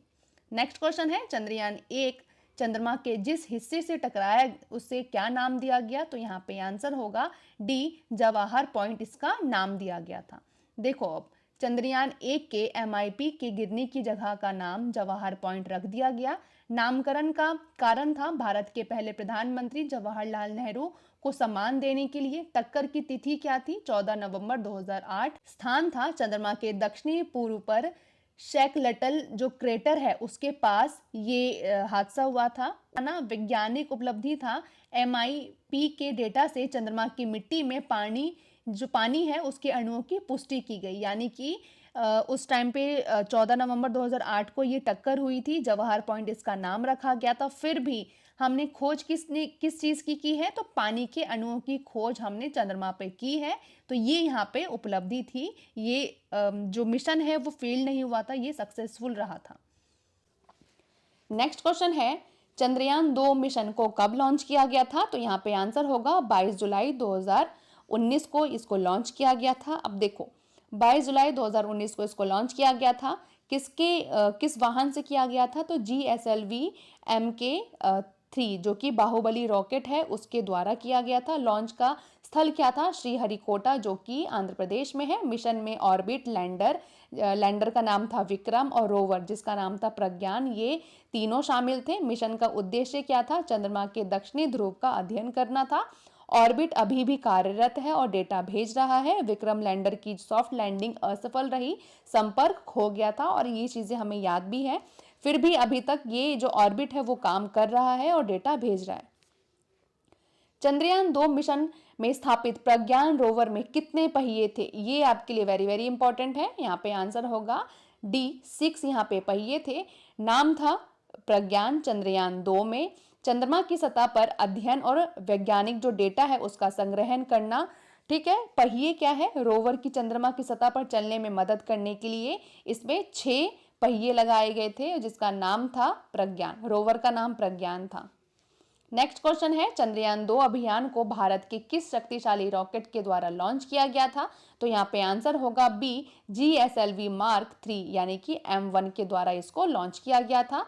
देखो B यहाँ पे आंसर है। चंद्रयान 2 मिशन को भारत के सबसे शक्तिशाली rocket GSLV MK3 Baahubali rocket जिसको कहा जाता है से लॉन्च किया गया था। लॉन्च की तिथि क्या है? 22 जुलाई 2019। लॉन्च का स्थल था श्रीहरिकोटा जो कि आंध्र प्रदेश में है। मिशन में घटक कौन कौन से थे शामिल? तो एक ऑर्बिट था, एक लैंडर जिसका नाम विक्रम था, रोवर जिसका नाम प्रज्ञान था। चंद्रयान 2 लैंडिंग के द्वारा चंद्रमा की सतह जो कि 2.1 किलोमीटर दूर के पास पहुंचने के लिए कुल कितना समय लिया गया था? तो यहाँ पे आंसर होगा C, 48 दिन लिया गया था। देखो चंद्रयान 2 के विक्रम लैंडर को चंद्रमा की सतह पर पहुंचने के लिए लगभग 48 दिन लगे थे। लॉन्च की तिथि क्या थी? तो 22 जुलाई 2019 को चंद्रयान 2 लॉन्च किया गया था। लैंडिंग स्थल चंद्रमा का जो दक्षिणी ध्रुव है वहां पे ये लैंड होना था। कुल दूरी कितनी थी? लगभग 3,84,400 किलोमीटर यानी कि पृथ्वी से चंद्रमा तक का जो सफर है उतनी दूरी थी। ऑर्बिट यात्रा लैंडर से धीरे धीरे ऑर्बिटर कम करके सतह के करीब पहुंचने का समय लिया यानी कि इसके लिए 48 दिन ये लग गए थे। नेक्स्ट क्वेश्चन है, चंद्रयान 2 अभियान के ऑर्बिटर का वजन कितना किलोग्राम था? तो यहाँ पे आंसर है C, 2379 यानी कि 2379 kg इसका वजन था। अब देखो C यहाँ पे ऑप्शन है आंसर इसका। मिशन घटक क्या था? ऑर्बिट में और एक ऑर्बिट था, लैंडर जिसका नाम विक्रम था, रोवर जिसका नाम प्रज्ञान था, ये 3 घटक शामिल थे।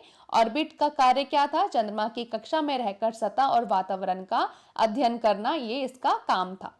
नेक्स्ट क्वेश्चन है, चंद्रयान 2 के लैंडर का नाम क्या था? तो लैंडर का नाम था विक्रम। देखो लैंडर का नाम था विक्रम। नामकरण का कारण था डॉक्टर विक्रम साराभाई के सम्मान के लिए उन्हें अंतरिक्ष का कार्यक्रम का जनक कहा जाता है। इन्होंने ही जो इसरो है उसकी नींव रखी थी। उद्देश्य था चंद्रमा की सतह पर भारत की पहली सॉफ्ट लैंडिंग जो कि नहीं हो सकी थी उस टाइम पे। फिर भी जो इसका जो लैंडर है उसका नाम डॉक्टर विक्रम साराभाई के सम्मान के लिए ये रखा गया था। नेक्स्ट क्वेश्चन है, चंद्रयान 2 के 6 पहियों वाले रोवर का नाम क्या था? तो देखो लैंडर का नाम था विक्रम और रोवर का नाम क्या था? तो ये था प्रज्ञान। ठीक है, अब देखो चंद्रयान 2 के 6 पहियों वाले रोवर का नाम था प्रज्ञान। मिशन था चंद्रयान 2, लैंडर विक्रम। उद्देश्य चंद्रमा की सतह पर अध्ययन और वैज्ञानिक डेटा का संग्रहण करना इसका उद्देश्य था।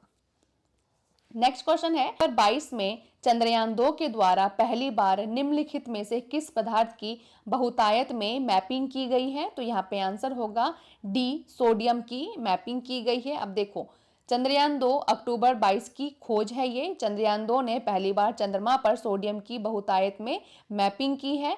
ये खोज चंद्रमा की रासायनिक संरचना और सतह के अध्ययन में महत्वपूर्ण है। सोडियम की मैपिंग ने वैज्ञानिकों को चंद्रमा की भू रासायनिक विविधता को समझने में मदद किया है। ठीक है। चंद्रयान 2 मिशन का जो लैंडर चांद की सतह पर कितने किलोमीटर पहले पृथ्वी से संपर्क खो बैठा था? तो यहाँ पे आंसर होगा ए 2.1 किलोमीटर पहले, यानी कि इतनी दूरी थी, उससे पहले ही जो लैंडर है उसने संपर्क खो दिया और ये मिशन उस टाइम पे फेल हो गया था। इसने सॉफ्ट लैंडिंग नहीं की थी। तो यहाँ पे आंसर होगा ए 2.1 किलोमीटर। चंद्रयान 2 का जो मिशन लैंडर है विक्रम जो चंद्रमा की सतह पर लगभग 2.1 किलोमीटर पहले ही पृथ्वी से संपर्क खो बैठा था। मिशन में जो घटक थे वो थे एक ऑर्बिट था, एक लैंडर था, एक रोवर, ये 3 चीजें शामिल थी। उद्देश्य था भारत की पहली सॉफ्ट लैंडिंग जो कि नहीं हो सकी थी और चंद्रमा की सतह का अध्ययन करना जो कि अभी भी हो रहा है, लेकिन सॉफ्ट लैंडिंग जो कि उद्देश्य था वो नहीं हो सका था। चंद्रयान 2 के मिशन के समय इसरो के अध्यक्ष कौन? तो यहाँ पे आंसर होगा डी के सिवान। उस समय इसरो है उसके अध्यक्ष थे। अब देखो, चंद्रयान 2 मिशन के समय इसरो के अध्यक्ष डॉक्टर के सिवान थे। लॉन्च कब हुआ था चंद्रयान 2? 22 जुलाई 2019। अध्यक्ष के रूप में डॉक्टर के सिवान ने मिशन की योजना और सफलता में महत्वपूर्ण भूमिका निभाई थी। तो ये यहाँ पे आंसर होगा। नेक्स्ट क्वेश्चन है, चंद्रयान 3 को कहां पर लैंड करना है? तो यहाँ पे आंसर होगा सी, चंद्रमा के दक्षिणी ध्रुव पर। तो देखो, चंद्रयान 3 है, चंद्रमा के दक्षिणी ध्रुव के पास ये उतरा था। लैंडिंग का जो स्थल है उसका नाम था शिव शक्ति पॉइंट रखा गया है। ये मिशन भारत का ऐतिहासिक मिशन था। भारत दुनिया में पहला देश बना जिसने चंद्रमा के दक्षिणी ध्रुव के पास सॉफ्ट लैंडिंग की, यानी कि चंद्रयान जो 2 था वो उसने सॉफ्ट लैंडिंग नहीं की, वो मिशन फेल हो गया था। फिर हमने चंद्रयान 3 को लॉन्च किया जिसने सॉफ्ट लैंडिंग कर ली और हम दुनिया के बन गए हम पहला देश हैं जिसने चंद्रमा के दक्षिणी ध्रुव पर सॉफ्ट लैंडिंग की है। आज तक कोई देश यहाँ पे सॉफ्ट लैंडिंग नहीं करा सका, इवन नासा ने भी अभी तक नहीं करवाया है। तो ये यहाँ पे बहुत बड़ी उपलब्धि है हम सभी के लिए। नेक्स्ट क्वेश्चन है, चंद्रयान 3 को किस रॉकेट से लॉन्च किया गया है? तो यहाँ पे आंसर है सी, LVM-3M4 के द्वारा इसको लॉन्च किया गया था। अब देखो, चंद्रयान 3 को LVM-3M4 रॉकेट के द्वारा लॉन्च किया गया था। इसे पहले GSLV-M13 के नाम से जाना जाता था। ये इसी का अपडेटेड वर्जन है। ये भारत का सबसे शक्तिशाली प्रक्षेपण यान है। भारी पेलोड को अंतरिक्ष में ले जाने में ये सबसे सफल जो रॉकेट है वो ये है। तो यानी कि GSLV का ही अपग्रेडेड वर्जन क्या है? तो LVM-3M4, ये यहाँ पे आंसर होगा। नेक्स्ट क्वेश्चन है, चंद्रयान 3 के लिए प्रमुख रॉकेट इंजन का नाम क्या रखा गया है? तो यहाँ पे आंसर है ए, CE-20 क्रायोजेनिक इंजन, ये इसका नाम रखा गया है। अब देखो, LVM-3 रॉकेट का जो इंजन है उसका विवरण हम देखते हैं। इंजन का नाम है CE-20 क्रायोजेनिक इंजन। उपयोग है LVM-3 जो रॉकेट है उसके तीसरे और अंतिम चरण C-25 को संचालित करना। ईंधन है तरल हाइड्रोजन और ऑक्सीजन। विकास है इसरो के द्वारा स्वदेशी रूप से, ये पूरी तरह से विकसित है।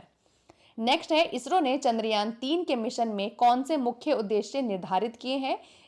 तो यहाँ पे आंसर है उपयुक्त सभी, यानी कि चंद्रमा की सतह पर एक सुरक्षित और नरम लैंडिंग का प्रदर्शन ये हो चुका है। चंद्रमा पर रोवर की घूमने की क्षमताओं का प्रदर्शन, ये भी इसका उद्देश्य था। वैज्ञानिक अवलोकन का प्रदर्शन करना, ये भी इसका उद्देश्य था। यानी कि ये तीनों उपयुक्त सभी इसका आंसर होगा।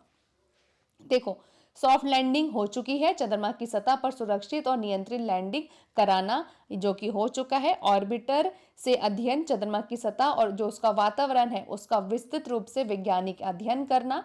रोवर संचालन, रोवर के माध्यम से चंद्रमा की मिट्टी और खनिजों का विश्लेषण करना। ये 3 इसके मेन जो उद्देश्य थे, ये चंद्रयान 3 के उद्देश्य थे जो कि हो चुके हैं पूरे।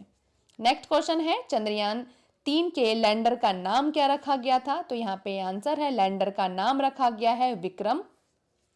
देखो, नामकरण डॉक्टर विक्रम साराभाई के सम्मान के लिए किया गया, जिन्हें अंतरिक्ष अनुसंधान कार्यक्रम का जनक कहा जाता है। उद्देश्य था चंद्रमा की सतह पर सॉफ्ट लैंडिंग जो कि कराई जा चुकी है चंद्रयान 3 के द्वारा। नेक्स्ट क्वेश्चन है रॉकेट वुमेन ऑफ इंडिया के नाम से किसे जाना जाता है? तो यहाँ पे आंसर होगा ऋतु करिधल को जो रॉकेट वुमेन ऑफ इंडिया है उसके नाम से जाना जाता है। अब ये देखो ये कौन है? यहाँ पे आंसर है बी, यानी कि ऋतु करिधल भारत की एक वरिष्ठ वैज्ञानिक है। इन्हें इंडियन रॉकेट वुमेन के नाम से जाना जाता है। ये 2014 के मार्स ऑर्बिटर मिशन, जिसको MOM मिशन कहते हैं, उसमें उन्होंने उप परिचालक निर्देशक यानी कि डेप्यूटी ऑपरेशनल डायरेक्टर की इन्होंने भूमिका निभाई थी और इसीलिए इनको इंडियन रॉकेट वुमेन के नाम से जाना जाता है, ऋतु करिधाल को। नेक्स्ट क्वेश्चन है यहाँ पे मून मैन ऑफ इंडिया के नाम से किसे जाना जाता है? तो यहाँ पे आंसर है मइलसामी अन्नादुरई, यानी कि सी यहाँ पे आंसर है इसका। Moon man of India Mylswamy Annadurai को मून मैन ऑफ इंडिया के नाम से जाना जाता है। वे एक प्रतिष्ठित भारतीय अंतरिक्ष वैज्ञानिक हैं। भारत के अंतरिक्ष अभियान विशेषकर चंद्रयान मिशनों में उनका महत्वपूर्ण योगदान रहा है। मुख्य योगदान कई उपग्रहों के निर्माण और लॉन्च में सक्रिय भूमिका इन्होंने निभाई है। इनका पद क्या है? तो देखो ये भारत के तमिलनाडु राज्य के विज्ञान और प्रौद्योगिकी परिषद के उपाध्यक्ष रह चुके हैं। सम्मान इनको क्या मिला है? इनको पद्मश्री पुरस्कार से सम्मानित किया जा चुका है और ये मइलास्वामी अन्नादुराई को मून मैन ऑफ इंडिया के नाम से जाना जाता है। नेक्स्ट क्वेश्चन है चंद्रयान 3 मिशन लॉन्च करने के लिए कुल कितना खर्चा आया था? तो यहाँ पे आंसर है सी 615 करोड़ आया था। अब यहाँ पे देखो थोड़ी सी जानकारी ले लेते हैं तीनों ही जो चंद्रयान मिशन है उसके बारे में। पहला है यहाँ पे आंसर सी 615 करोड़, ये तो आंसर हो गया। अब देखो चंद्रयान 1 जब लॉन्च हुआ था तो ये भारत का पहला चंद्रयान मिशन था। इसकी कुल लागत थी 386 करोड़। मिशन का उद्देश्य था चंद्रमा की सतह का अध्ययन करना। दूसरा था चंद्रयान 2, ये दूसरा मिशन था। इसकी कुल लागत थी 978 करोड़ रुपए। इसमें ऑर्बिटर, लैंडर और रोवर तीनों ही शामिल थे। फिर आया चंद्रयान 3, तीसरा चंद्रयान मिशन था। इसकी कुल लागत थी 615 करोड़। मिशन में ऑर्बिट और जो लैंडर है वो शामिल थे। ऑर्बिटर और लैंडर शामिल थे, लेकिन रोवर का जो मिशन था वो छोटा था यहाँ पे। तो यहाँ पे ये चीज़ें आप याद कर सकते हो तीनों से। तीनों को मैंने इसलिए ऐड ऑन कर दिया है कि आप कंफ्यूज ना हो, आपको क्लैरिटी मिल जाए कि सबसे ज़्यादा अगर लागत की पूछे तो चंद्रयान 2 रहा था और ये फेल्ड भी रहा था। सबसे सक्सेसफुल कौन सा था? चंद्रयान 3 और चंद्रयान 1। नेक्स्ट क्वेश्चन है चंद्रयान 3 को किस रॉकेट से लॉन्च किया गया है? तो यहाँ पे आंसर है LVM-3M4 से लॉन्च किया गया है। लॉन्च व्हीकल चंद्रयान 3 को LVM-3M4 रॉकेट से लॉन्च किया है। इसका जो पहले नाम था GSLV MK3, इसका पहले नाम था। संगठन किसने बनाया है? तो इसरो के द्वारा इसको संचालित किया गया है। और विशेषता क्या है? इसरो का सबसे शक्तिशाली प्रक्षेपण यान कौन सा है अभी फिलहाल? तो LVM-3M4 जो है ये सबसे प्रक्षेपित जो शक्तिशाली यान है इसरो का यही है। क्षमता है भारी जो पेलोड है उसको गहरे अंतरिक्ष मिशनों तक ले जाने में ये सक्षम है।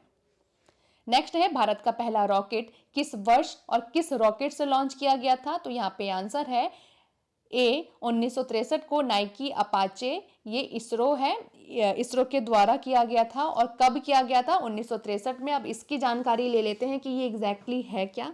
देखो रॉकेट का नाम था नाइकी अपाचे। जो लॉन्च स्थल था वो था केरल का थुम्बा एक्टोरियल रॉकेट लॉन्चिंग स्टेशन यानी कि TERLS। विशेषता है भारत से पहला रॉकेट प्रक्षेपित किया गया था जो कि अमेरिका का रॉकेट था। साल था 1963। आपने देखा होगा साइकिल पे दो लोग एक रॉकेट ले जा रहे हैं, एक बैलगाड़ी के द्वारा ले जा रहे हैं। तो वो वही जो तस्वीर है इसी लॉन्चिंग टाइम की तस्वीर थी, जिस टाइम पे हम साइकिल से जो अमेरिका का रॉकेट है उसको ले जा रहे थे और प्रक्षेपित कर रहे थे। यानी कि अमेरिका का रॉकेट था और भारत का पहला रॉकेट प्रक्षेपित किया गया था 1963 को। तो ये चीज़ें आप यहाँ से रिलेट कर सकते हो उस तस्वीर से। अब यहाँ पे नेक्स्ट क्वेश्चन है भारत का पहला उपग्रह कौन सा था? तो यहाँ पे आंसर है, अगर हम सैटेलाइट की बात करें तो वो आर्यभट्ट था। देखो आर्यभट्ट उपग्रह 1975 में इसको लॉन्च किया गया। उपग्रह का नाम आर्यभट्ट रखा गया था। लॉन्च का स्थान क्या था? सोवियत संघ के कापुस्टिन यार रॉकेट बेस से इसको लॉन्च किया गया था। लॉन्च का वाहन था कॉस्मोस 3M रॉकेट, ये भी रशिया का ही था। महत्व क्या है इसका? ये भारत का पहला कृत्रिम उपग्रह था जिसे अंतरिक्ष में भेजा गया था। नेक्स्ट क्वेश्चन है, भारत का पहला स्वदेशी रॉकेट कौन सा था? तो यहाँ पे आंसर है बी, रोहिणी हमारा खुद का स्वदेशी रॉकेट था। अब देखो बी, यहाँ पे आंसर है रोहिणी 75 श्रृंखला भारत का स्वदेशी रॉकेट, जो विकसित रॉकेट था एक। इसका प्रयोग साउंडिंग और ऊंचाई मापन प्रयोग के लिए किया गया। लॉन्च कब हुआ था? 1967 में श्रीहरिकोटा से इसको लॉन्च किया गया था। तो ये चीजें आप यहाँ से याद कर सकते हो। नेक्स्ट क्वेश्चन है, भारत का पहला स्वदेशी उपग्रह कौन सा था? आर्यभट्ट। ये आर्यभट्ट की तस्वीर है, ये देख लो। देखो वर्ष 1975 सोवियत संघ के कापोस्टिक रॉकेट बेस है, वहां से इसको लॉन्च किया गया था। वाहन अगर पूछे, जैसे हमारा PSLV है, GSLV है, SLV था, वैसे ही वहां पे कॉस्मोस 3M रॉकेट था। ये भारत का पहला कृत्रिम उपग्रह था जिसे भारत ने विकसित किया था। नेक्स्ट है, भारत का पहला सौर मिशन कौन सा है? तो यहाँ पे आंसर है, जो सौर मिशन है वो है आदित्य L1। देखो भारत का पहला सौर मिशन अगर पूछे तो आदित्य L1 है, नाम है आदित्य L1। लॉन्च कब हुआ था? 2023 को एजेंसी यानी कि इसरो के द्वारा इसको लॉन्च किया गया है। उद्देश्य है सूर्य की जो कोरोना है, सोलर विंड है और सोलर फ्लेयर्स है, अंतरिक्ष मौसम का अध्ययन करना। ये सभी काम करने के लिए इसको लॉन्च किया गया। इसका नाम है आदित्य L1, इस मिशन का नाम। नेक्स्ट क्वेश्चन है, भारत में रॉकेट के विकास का सही क्रम बताओ। ये आपके लिए टिपिकल एक क्वेश्चन पूछता है, बहुत कंफ्यूजन है। अगर आपको रॉकेट का ज्ञान है, अगर आपने ये वीडियो देख लिया तो आपको बहुत बेहतरीन तरीके से आप बहुत इजीली आंसर दे सकोगे। अब आप खुद ही बता सकते हो कि यहाँ पे आंसर क्या है। तो देखो यहाँ पे जो रॉकेट का विकास है भारत में, वो कैसे हुआ? सबसे पहले आया SLV 1980 में, फिर आया ASLV, इसका थोड़ा सा अपग्रेडेड वर्जन 1987 में, फिर आया PSLV, फिर आया GSLV, ये 2001 में आया था। तो आंसर होगा A। पहले PSLV नहीं आया था, पहले GSLV नहीं आया था और ये SLV सबसे पहले आया था। तो ये भी ऑप्शन यहाँ से एलिमिनेट हो जाता है, आंसर होगा A। अब देखो इसके बारे में, ये देखो ये है सबसे पहले SLV की तस्वीर, फिर इसका अपग्रेडेड वर्जन आया ASLV, फिर आया PSLV, फिर आया यहाँ पे GSLV और इसके बाद ये है GSLV MK3। पहले MK2 आया था, फिर MK3। तो ये चीज़ें आप यहाँ से याद कर सकते हो सीरीज वाइज। वैसे आप, मैंने इतनी बार इस वीडियो में बोल दिया है कि आपको वैसे ही याद हो जाएगा। नेक्स्ट क्वेश्चन है, रिसेट कार्टोस्ट और ओशन सेट, ये जो है इसका मुख्य उद्देश्य क्या है? तो यहाँ पे आंसर है बी, पृथ्वी का अवलोकन, जासूसी और समुद्री विज्ञान है उसका अध्ययन करना। यहाँ पे ऑप्शन एलिमिनेट भी कर सकते हो। ओशन सेट से आप समुद्र विज्ञान है उसका आप अंदाजा लगा सकते हो, ये ऑप्शन बी में ही है। तो यहाँ पे आंसर है बी। अब देखो ये क्या है, मौसम की निगरानी और कृषि संबंधी जो डेटा है उसका संग्रहण करना, भूमि और फसल की जो स्थिति है उसका अध्ययन करना, रडार इमेजिंग के माध्यम से बादल या फिर रात के समय भी सतह पर निरीक्षण कर सकना, ये सभी अध्ययन करना, ये इस मिशन का काम है। ये आंसर है बी। नेक्स्ट क्वेश्चन है, GS87 2013 का जो मिशन है वो क्या है? तो यहाँ पे आंसर होगा बी, भारतीय नौसेना का ये संचार है।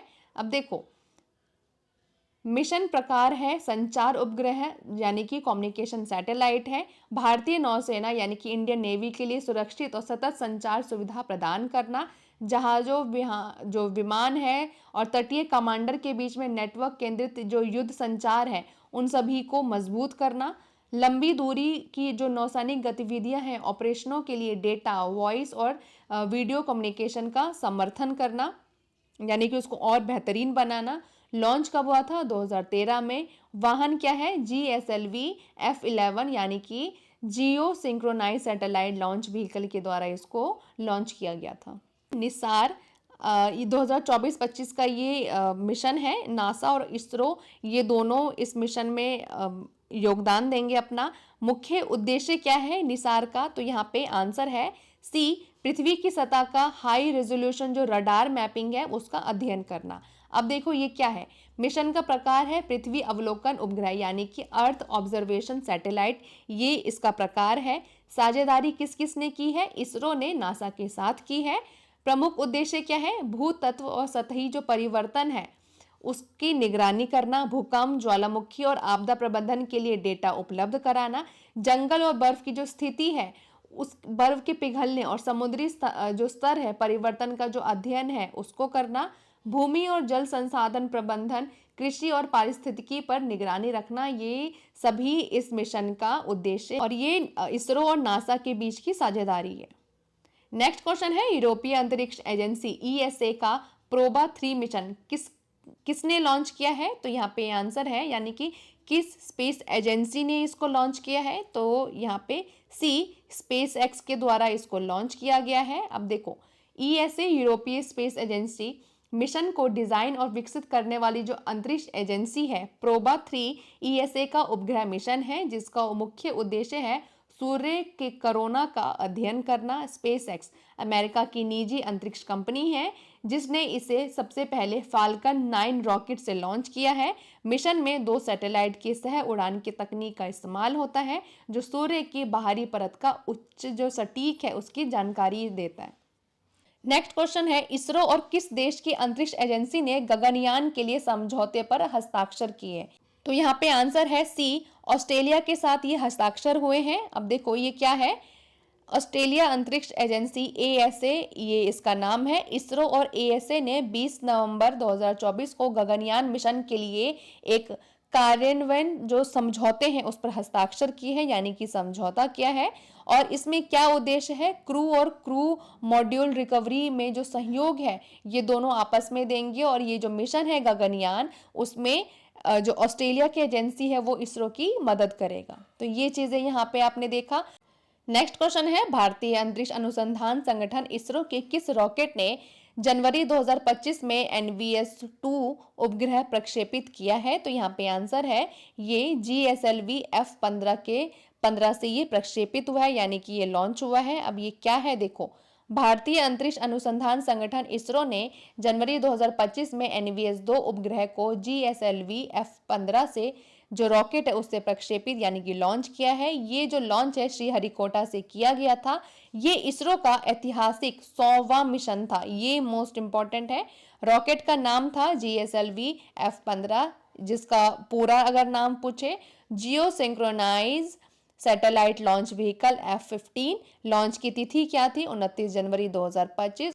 उपग्रह था एनवीएस-2 जो कि नेविगेशन विद इंडियन कॉन्स्टलेशन श्रृंखला का दूसरा उपग्रह था। नेक्स्ट क्वेश्चन है, भारतीय अंतरिक्ष अनुसंधान संगठन इसरो ने 29 जनवरी 2025 को किस उपग्रह को अपने 100वें मिशन से लॉन्च किया है? तो देखो ये आपको कैसे भी घुमा के क्वेश्चन पूछेगा। अभी 100वां जो मिशन है वो पूछ लेगा, किस वाहन से लॉन्च किया है वो पूछ लेगा। तो आंसर आपका वही होगा जो मैंने आपको यहाँ पे इस वाले क्वेश्चन में बताया था कि रॉकेट था GSLV। आंसर क्या है यहाँ पे कि ये 100वां मिशन था। कौन सा? तो ये एनवीएस-2। तो देखो यहाँ पे एनवीएस-2 ये 100वां मिशन था इसरो का। अब इसके बारे में देखो पढ़ लेते हैं। जो इसरो है एनवीएस-2 उपग्रह को GSLV F-15 रॉकेट से इसको लॉन्च किया है, यानी कि प्रक्षेपित किया है। ये जो प्रक्षेपण है श्रीहरिकोटा से हुआ था। ये इंपॉर्टेंट क्यों है? क्योंकि ये इसरो का ऐतिहासिक 100वां मिशन था और इसीलिए ये इंपॉर्टेंट बन जाता है क्वेश्चन। नेक्स्ट क्वेश्चन है, डीआरडीओ की स्थापना किस वर्ष हुई है? तो यहाँ पे आंसर है 1958 को हुई है। सेम इसी टाइम में जो नासा है, नासा की भी स्थापना हुई थी जो कि हमने पढ़ा था। तो डीआरडीओ की स्थापना भी 1958 में हुई थी। डीआरडीओ इसका फुल फॉर्म है Defence Research and Development organisation.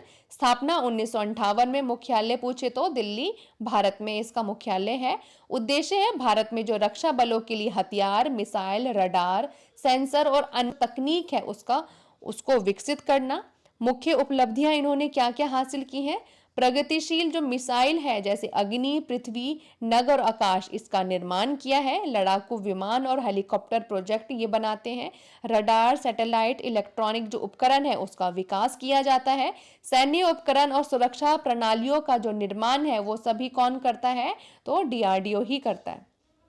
Next है, डीआरडीओ के द्वारा पहला विकसित जो मिसाइल सिस्टम है वो कौन सा था? तो यहाँ पे आंसर है बी, पृथ्वी इसका आंसर है। अब देखो पृथ्वी इसका नाम है। सतह से सतह पर मार करने वाली जो बैलिस्टिक मिसाइल है इसका निर्माण था। विकास संस्था डीआरडीओ के द्वारा इसको विकास इसका किया गया है। विकास कार्यक्रम एकीकृत निर्देशित जो मिसाइल विकास कार्यक्रम, इसके तहत ये विकसित किया गया था। ये इंपॉर्टेंट इतना है नहीं। महत्व है, ये भारत की पहली स्वदेशी रूप से विकसित जो बैलिस्टिक मिसाइल है, इसके लिए ये वेरी वेरी इंपॉर्टेंट हो जाता है, जो कि डीआरडीओ ने विकसित किया था। उद्देश्य था भारतीय सेना की जो कम दूरी और उच्च सटीकता वाली जो बैलिस्टिक मिसाइल हैं उसकी आवश्यकताओं को पूरा करना। तो ये चीजें आप यहाँ से याद कर सकते हो। अब यहाँ पे नेक्स्ट क्वेश्चन है, डीआरडीओ ने कौन सा एंटी मिसाइल सिस्टम विकसित किया है? तो यहाँ पे आंसर है ए आकाश, ये विकसित किया है। अब देखो ये है क्या आकाश, ये मध्यम दूरी की सतह से वायु रक्षा बैलिस्टिक यानी कि जो क्रूज मिसाइल है वो है। डीआरडीओ के द्वारा ये विकसित किया गया है। मुख्य उद्देश्य है हवाई हमलों से जो रक्षा है, दुश्मनों के जो विमान है, हेलीकॉप्टर और मिसाइलों को नष्ट कर देना, यानी कि हवा में ही इसको नष्ट कर देना है। डीआरडीओ के वर्तमान अगर अध्यक्ष पूछे वो है समीर वी कामत, ये अध्यक्ष है डीआरडीओ के। ये भी वेरी वेरी इंपॉर्टेंट है, पूछ लिया जाता है। फिर यहाँ पे क्वेश्चन है, पहला मानव जिसने अंतरिक्ष यात्रा की वो कौन था? तो यहाँ पे आंसर है बी यूरी गार्गिन, ये रशिया के थे। अब इनके बारे में जानकारी ले लेते हैं। ये सोवियत संघ, जो कि उस टाइम पे यूएसएसआर था। यात्रा कब की थी? 12 अप्रैल 1961 को की गई थी। मिशन का नाम था वोत्सोक 1, ये मिशन का नाम। उपलब्धि क्या थी? यूरी गार्गिन पहली बार पृथ्वी की परिक्रमा करने वाले इंसान बने थे। नेक्स्ट है, अंतरिक्ष में जाने वाली पहली महिला कौन थी? तो यहाँ पे आंसर है ए वैलेंटीना तेरेश्कोवा, ये भी रशिया की थी। अब इनके बारे में पढ़ लेते हैं। इन्होंने यात्रा कब की थी? 16 जून 1963 को। मिशन का नाम क्या था? वोत्सोक 6। उपलब्धि क्या है? वैलेंटीना तेरेशोकोवा पहली महिला बनी जिन्होंने अकेले अंतरिक्ष की यात्रा की और पृथ्वी की परिक्रमा की। नेक्स्ट क्वेश्चन है, चांद पर कदम रखने वाला पहला व्यक्ति कौन था? तो ये हम सभी को पता है, ये है नील आर्मस्ट्रॉन्ग, यानी कि बी यहाँ पे आंसर होगा। राष्ट्रीयता थी इनकी, ये अमेरिकी थे। तारीख 20 जुलाई 1969 को ये मिशन हुआ था। मिशन का नाम था अपोलो 11। उपलब्धि क्या थी? नील जो आर्मस्ट्रॉन्ग है पहली बार चांद की सतह पर कदम रखने वाले इंसान बने थे। नेक्स्ट क्वेश्चन है यहाँ पे, चांद पर जाने वाली पहली महिला कौन सी थी? तो यहाँ पे आंसर है डी कोई नहीं, यानी कि अभी तक चांद पर कोई भी महिला नहीं गई है। अब देखो डी यानी कि कोई भी नहीं गई है, चांद पर अभी तक कोई महिला नहीं गई है। भविष्य के मिशनों जैसे नासा का आर्टेमिस कार्यक्रम में पहली महिला को चांद पर भेजने की योजना है। ये जो आर्टेमिस 2 और आर्टेमिस 3 मिशनों के तहत पहली महिला और अगली पीढ़ी की जो अंतरिक्ष यात्री है उसको चांद पर उतारेंगे। नेक्स्ट क्वेश्चन है, पहला उपग्रह जिसे मानव ने पृथ्वी की कक्षा में भेजा था वो क्या था? तो यहाँ पे आंसर है बी स्पुतनिक 1, ये सबसे पहला मानव निर्मित जो उपग्रह है वो भेजा गया था पृथ्वी की कक्षा में। अब देखो ये क्या है, ऑप्शन नंबर बी स्पुतनिक। राष्ट्रीयता यानी कि ये सोवियत संघ का उपग्रह था। लॉन्च कब किया था सोवियत संघ ने इसको? 4 अक्टूबर 1957 को ये लॉन्च किया गया था। इसका महत्व क्यों है? तो ये पहला कृत्रिम उपग्रह था जिसे पृथ्वी की कक्षा यानी कि अर्थ ऑर्बिट में प्रवेश किया। उपलब्धि है, अंतरिक्ष युग की जो शुरुआत हुई यहीं से हुई थी। वैश्विक जो अंतरिक्ष प्रतिस्पर्धा है यानी कि स्पेस रेस है, यहीं से शुरुआत की गई थी। यानी कि सबसे अगर पहले स्पेस में जाने की होड़ या फिर शुरुआत किसने की? तो जो सोवियत संघ है यानी कि जो रशिया है उसने ही की। उसके बाद नासा आया, नासा स्थापित हुआ, फिर इसरो स्थापित। तो ये सभी चीज़ें कब से शुरुआत हुई थी? तो रशिया ने ही इसकी शुरुआत की थी। तो ये चीज़ें आप यहाँ से याद कर सकते हो। नेक्स्ट क्वेश्चन है, भारत का मिसाइल मैन किसे कहा जाता है? आप सभी को पता होगा एपीजे अब्दुल कलाम को मिसाइल मैन कहा जाता है। अब इनके बारे में थोड़ी सी हम जानकारी ले लेते हैं। देखो, डॉक्टर कलाम ने भारत के एकीकृत निर्देशित मिसाइल जो विकास कार्यक्रम है उसमें इन्होंने नेतृत्व किया था। उन्होंने अग्नि और पृथ्वी जैसी बैलिस्टिक मिसाइलों में इन्होंने विकास में अहम भूमिका निभाई थी। उनके योगदान ने भारत में स्वदेशी मिसाइल क्षमताओं में बहुत बड़ा कदम उठाया। इनकी अन्य उपलब्धि क्या है? वे भारत के 11वें राष्ट्रपति थे जो कि 2002 से 2007 तक ये रहे थे। जनता के राष्ट्रपति के रूप में ये लोकप्रिय थे। उन्हें भारत रत्न, देश का जो सर्वोच्च नागरिक सम्मान है, उससे सम्मानित किया गया है। तो ये सभी उपलब्धि डॉक्टर एपीजे अब्दुल कलाम जी की है। तो ये चीज़ें आप यहाँ से याद कर सकते हो उनके बारे में। हम नेक्स्ट क्वेश्चन की ओर देखते हैं। नेक्स्ट क्वेश्चन है हमारा, अंतरिक्ष में जाने वाली पहली भारत में जन्मी महिला कौन सी थी? तो यहाँ पे आंसर है बी, कल्पना चावला थी। इनके बारे में देखो, हम पढ़ लेते हैं थोड़ा सा। पहली अंतरिक्ष यात्रा इन्होंने 1997 में की थी, और ये किस में की थी? तो STS-87 में की थी।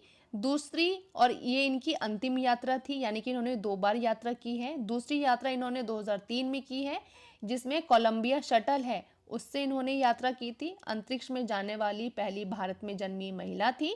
30 से अधिक इन्होंने प्रयोगों पर काम किया था। घटना कब हुई थी? 1 फरवरी 2003 को कोलंबिया शटल दुर्घटना में इनका निधन हो गया था। तो ये कल्पना चावला है। नेक्स्ट क्वेश्चन है, भारत का पहला सैटेलाइट लॉन्च करने वाला जो रॉकेट है वो कौन सा था? हमने बहुत बार पढ़ा है इस वीडियो में। आंसर है SLV-3। अब देखो, सैटेलाइट का नाम था आर्यभट्ट। जो लॉन्च की तिथि है वो है 19 अप्रैल 1975 को। लॉन्च का वाहन था SLV-3। महत्व क्यों है? ये भारत का पहला उपग्रह था जो कि स्वदेशी रूप से विकसित हुआ था, यानी कि भारत में ही, भारत के लोगों ने ही इसका विकास किया था। और इसका स्थान क्या था? कॉस्मोस 3M रॉकेट के द्वारा सोवियत संघ से इसको लॉन्च किया गया था।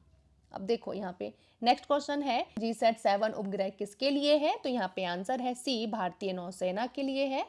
देख ये है, लॉन्च 2013 को हुआ था। भारतीय नौसेना के लिए सुरक्षित जो संचार है, यानी कि कम्युनिकेशन है, उन सभी चीज़ों को अच्छी तरीके से डेवलप करने के लिए ये जो मिशन है उसको लॉन्च किया गया था। इसका कार्य क्या था? जहाज़ों और समुद्री जो अभियानों के लिए जो डेटा और वॉइस ट्रांसमिशन है उसको मजबूत किया जा सके। लंबी दूरी की जो नेटवर्किंग क्षमता है वो प्रदान की जा सके। महत्व था नौसेना की जो सिक्योर और वास्तविक समय में जो कम्युनिकेशन क्षमता है उसको बढ़ावा देना, यानी कि उसको और मजबूत करना। ये सभी इस मिशन का मेन उद्देश्य था। नेक्स्ट क्वेश्चन है, GSAT-7A उपग्रह किसके लिए विकसित किया गया है? तो यहाँ पे आंसर है बी, वायुसेना, भारतीय वायुसेना है उनके लिए है। यहाँ पे आंसर है 2018 में इसको लॉन्च किया गया है। उद्देश्य क्या था? वायुसेना के लिए सुरक्षित और व्यापक संचार नेटवर्क प्रदान करना, एयरबेस, वॉर रूम, एयरक्राफ्ट के बीच रियल टाइम डेटा और वॉइस कम्युनिकेशन नेटवर्किंग के माध्यम से सुरक्षित और तेज कम्युनिकेशन हो पाए उस समय में। इन सभी चीज़ों के लिए कि कैसे इसको और मजबूत कर सके, कैसे ऑन टाइम में कम्युनिकेशन हो सके, तो इन सभी चीज़ों के लिए ये लॉन्च किया गया था। महत्व है वायुसेना की जो ऑपरेशनल दक्षता है और रणनीति है उसकी क्षमता को बढ़ाना। नेक्स्ट क्वेश्चन है, भारत का पहला अंतरिक्ष संचार उपग्रह कौन सा है? तो बी, INSAT-1A आंसर है। देखो, INSAT-1A लॉन्च कब हुआ था? 1982 में। जो संचार उपग्रह यानी कि कम्युनिकेशन, ये सैटेलाइट इसका प्रकार है। उद्देश्य है टेलीविजन प्रसारण, रेडियो और दूरसंचार जो सेवाएं हैं वो, मौसम और आपदा निगरानी में सहायता करता है। भारत का पहला स्वदेशी अंतरिक्ष संचार उपग्रह जिसे देशव्यापी दूरसंचार और प्रसारण सुविधाएं प्रदान की। तो ये वेरी वेरी इंपॉर्टेंट हो जाता है। क्यों? क्योंकि ये कम्युनिकेशन सैटेलाइट है। 1982 में इसको लॉन्च किया गया था। नेक्स्ट क्वेश्चन है, इसरो का सबसे बड़ा रॉकेट कौन सा है? तो अभी के टाइम में सबसे अगर बड़ा पूछे इन सभी में से तो आंसर है सी, GSLV MK3। देखो, नाम है GSLV MK3। इसको हम पहले GSLV MK3 के नाम से जाना जाता था। अब इसका नया नाम क्या है? LV-M3। ऊंचाई है 43.5 मीटर। पेलोड की क्षमता है, जिसमें ये जो लो अर्थ ऑर्बिट है यानी कि LEO है वो है 8000 किलोग्राम। अगर GTO यानी कि जियो सिंक्रोनाइज ट्रांसफर ऑर्बिट की बात करें वो है 4000 किलोग्राम। ये इसकी क्षमता है। उपग्रह उपयोग है भारी उपग्रह और मानव या फिर मानव रहित जो अंतरिक्ष मिशन है उसको लॉन्च करना। इसका उपनाम क्या है? भारत का बाहुबली रॉकेट इसी को कहा जाता है। नेक्स्ट क्वेश्चन है, इसरो का PSLV रॉकेट है, इसका मतलब क्या है? तो आंसर है पोलर सैटेलाइट लॉन्च व्हीकल, यानी कि ऑप्शन नंबर ए। देखो, इसके बाद SLV है, इसका जो फुल फॉर्म है अगर वो पूछ ले तो वो है सैटेलाइट लॉन्च व्हीकल, यानी कि भारत का पहला उपग्रह लॉन्च करने वाला रॉकेट। PSLV पूछे, पोलर सैटेलाइट लॉन्च व्हीकल, ध्रुवीय और सूर्य सिंक्रोनस जो कक्षा है उसमें उपग्रह लॉन्च करने के लिए ये मदद करता है। इसके बाद आया GSLV, जिसको हम जियो सिंक्रोनाइज सैटेलाइट लॉन्च व्हीकल कहते हैं। ये भू समकालीन कक्षा में भारी उपग्रह लॉन्च करने के लिए प्रयोग किया जाता है। तो ये तीन है, तीनों का मैंने आपको फुल फॉर्म बता दिया है। कहीं से भी क्वेश्चन पूछ लिया जाता है तो आप चीज़ें एक बार देख लो ताकि आपको याद हो जाए। कि हम नेक्स्ट क्वेश्चन की ओर बढ़ते हैं। 93 यहाँ पे क्वेश्चन है, भारत का पहला रॉकेट SLV कब लॉन्च किया गया था? तो यहाँ पे आंसर है C, 1980 को लॉन्च किया गया था। पूरा नाम है सैटेलाइट लॉन्च व्हीकल 3 यानी कि SLV 3। लॉन्च की तिथि है 18 जुलाई 1980। स्थान था श्रीहरिकोटाज रेंज है। उपग्रह कौन सा था? रोहिणी RS-1।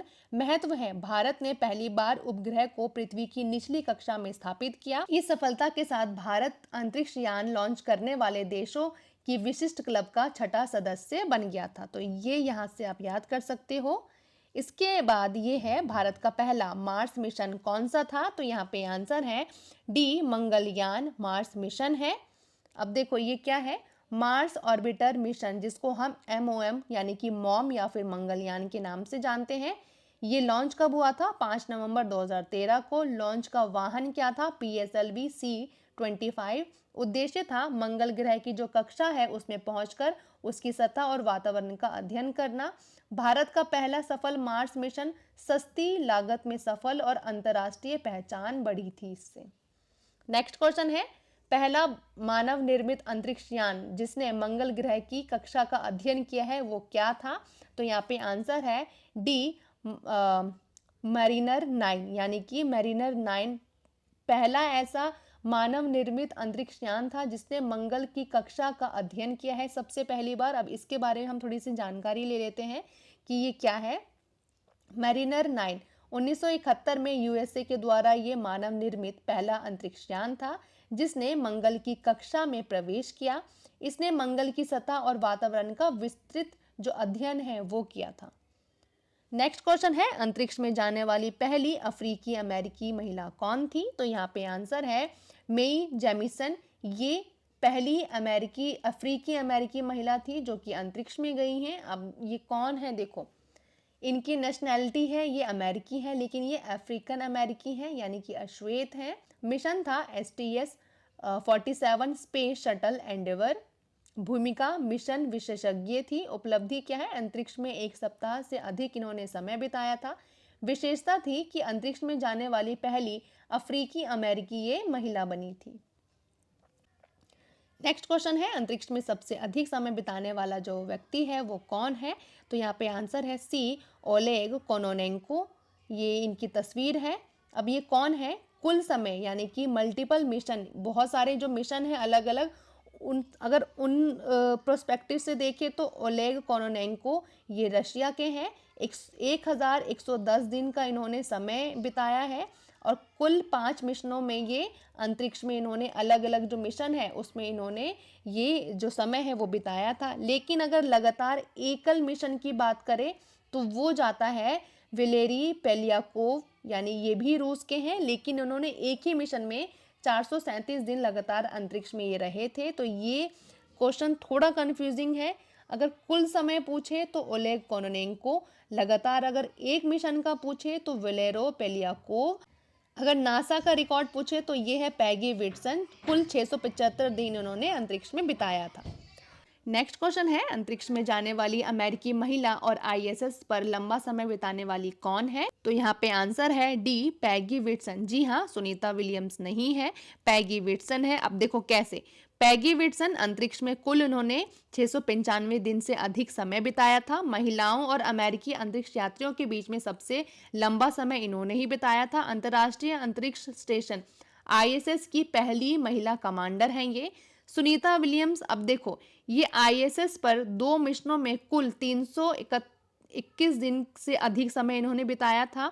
हाल ही में एक मिशन के दौरान ISS पर लगभग 9 महीने ये रुकी थी। आईएसएस पर महिलाओं में दूसरे स्थान पर सबसे अधिक समय बिताने वाली ये भारतीय मूल की अमेरिकी ये सुनीता विलियम्स बनी थी। लेकिन अगर हम पहले नंबर की बात करें तो यहाँ पे आंसर होगा पैगी विटसन। नेक्स्ट क्वेश्चन है, कम ऊर्जा वाली जो ब्रह्मांड किरणों के अध्ययन हेतु भारत में कौन सा उपग्रह छोड़ा गया था? तो यहाँ पे आंसर है अनुराधा। अब ये क्या है, देखो नाम है अनुराधा, उद्देश्य है कम ऊर्जा वाली जो ब्रह्मांडीय किरणें हैं यानी कि लो एनर्जी कॉस्मिक रे है उसका अध्ययन करना। लॉन्च 1992 में हुआ था। महत्व था भारत का पहला उपग्रह जो विशेष रूप से कम ऊर्जा वाले जो कॉस्मिक किरणें हैं उसका अध्ययन करने के लिए पूरी तरह से समर्पित था। नेक्स्ट क्वेश्चन है, भास्कर 1 और भास्कर 2 किस वर्ष छोड़े गए थे? तो यहाँ पे आंसर है ये डी। भास्कर 1 लॉन्च हुआ था 7 जून 1979 को। पृथ्वी के वातावरण और सतह का वैज्ञानिक अध्ययन करना इसका उद्देश्य था। भास्कर 2 की बात करें तो वो था 20 नवंबर 1981 को। पृथ्वी के वातावरण और सतह का अनुसंधान भास्कर 1 के अध्ययन का विस्तारित रूप से जो अध्ययन है वो भास्कर 2 ने किया था। तो ये चीज़ें आप यहाँ से याद कर सकते हो कि 1979 में और 1981 में भास्कर 1 और भास्कर 2 लॉन्च हुआ था। नेक्स्ट क्वेश्चन है, एप्पल का प्रक्षेपण किस तिथि को हुआ था? तो यहाँ पे आंसर है बी 19 जून 1981 को। बी यहाँ पे आंसर है। एप्पल यानी कि Ariane Passenger Payload Experiment Bharat का पहला वाणिज्यिक संचार उपग्रह था। इसे 19 जून 1981 को अंतरिक्ष में लॉन्च किया गया है। उद्देश्य था संचार प्रौद्योगिकी का परीक्षण और भारतीय उपग्रह संचार प्रणाली में सुधार करना। अब यहाँ पे देखो बच्चों, ये हमारी 3 ई बुक आती है, रामबाण स्टैटिक जीके, करंट अफेयर और सामान्य विज्ञान। आपको स्टैटिक जीके चाहिए तो इसमें क्या क्या चीजें मिलेंगी? देखो 5100 आपके टीसीएस के क्वेश्चन है, प्रीवियस ईयर के यहाँ पे क्वेश्चन मिल जाएंगे। जितने भी जीके में क्वेश्चन आते हैं वो सभी जो सब्जेक्ट होते हैं वो सभी इसमें इंक्लूडेड है। ये हमारी हो गई रामबाण स्टैटिक जीके, जैसे नाम है वैसे ही इसका काम है। इसके अलावा दूसरा है करंट अफेयर वार्षिकांक यानी कि ईयरली। इसमें आपको 5000 प्लस टीसीएस के क्वेश्चन मिल जाएंगे, 60 प्लस आपको इंपॉर्टेंट टॉपिक मिल जाएंगे। और तीसरी बुक है वो है सामान्य विज्ञान, टॉपिक वाइज इसको तैयार किया गया है जिसमें रसायन विज्ञान, भौतिक विज्ञान और जीव विज्ञान के जो जितने भी चैप्टर हैं वो दिए गए हैं। ये भी आपके 5000 प्लस इसमें क्वेश्चन टीसीएस के दिए गए हैं। आपको ये तीनों ही ई बुक चाहिए तो लिंक डिस्क्रिप्शन में दे दिया गया है, आप जाके बाय कर सकते हो। अदरवाइज अगर आपको ये तीनों कॉम्बो के रूप में चाहिए तो आपके लिए धमाकेदार ये ऑफर है। 150 में आपको ये तीनों ही ई कॉम्बो जो है ये मिल जाने वाली है। जी हाँ, इसमें आपको करना क्या है, ये जो स्कैनर है इस पे आपको 150 पे करके ये जो व्हाट्सएप नंबर है इस पे स्क्रीनशॉट भेज देना है। उसके बाद विद इन 4 to 5 सेकेंड में आपको व्हाट्सएप पे ही ई बुक वो मिल जाएगी। आप बेहतरीन और बेस्ट कंटेंट के साथ अपनी तैयारी कर सकते हो। तो ये आज की हमारी वीडियो है जिसमें हमने अंतरिक्ष से संबंधित जितने भी जीके के क्वेश्चन बन सकते हैं जो अभी तक पूछे गए हैं वो सभी हमने इसमें आज कंप्लीट कर दिया है। तो मिलते हैं नेक्स्ट वीडियो में, तब तक के लिए थैंक यू सो मच।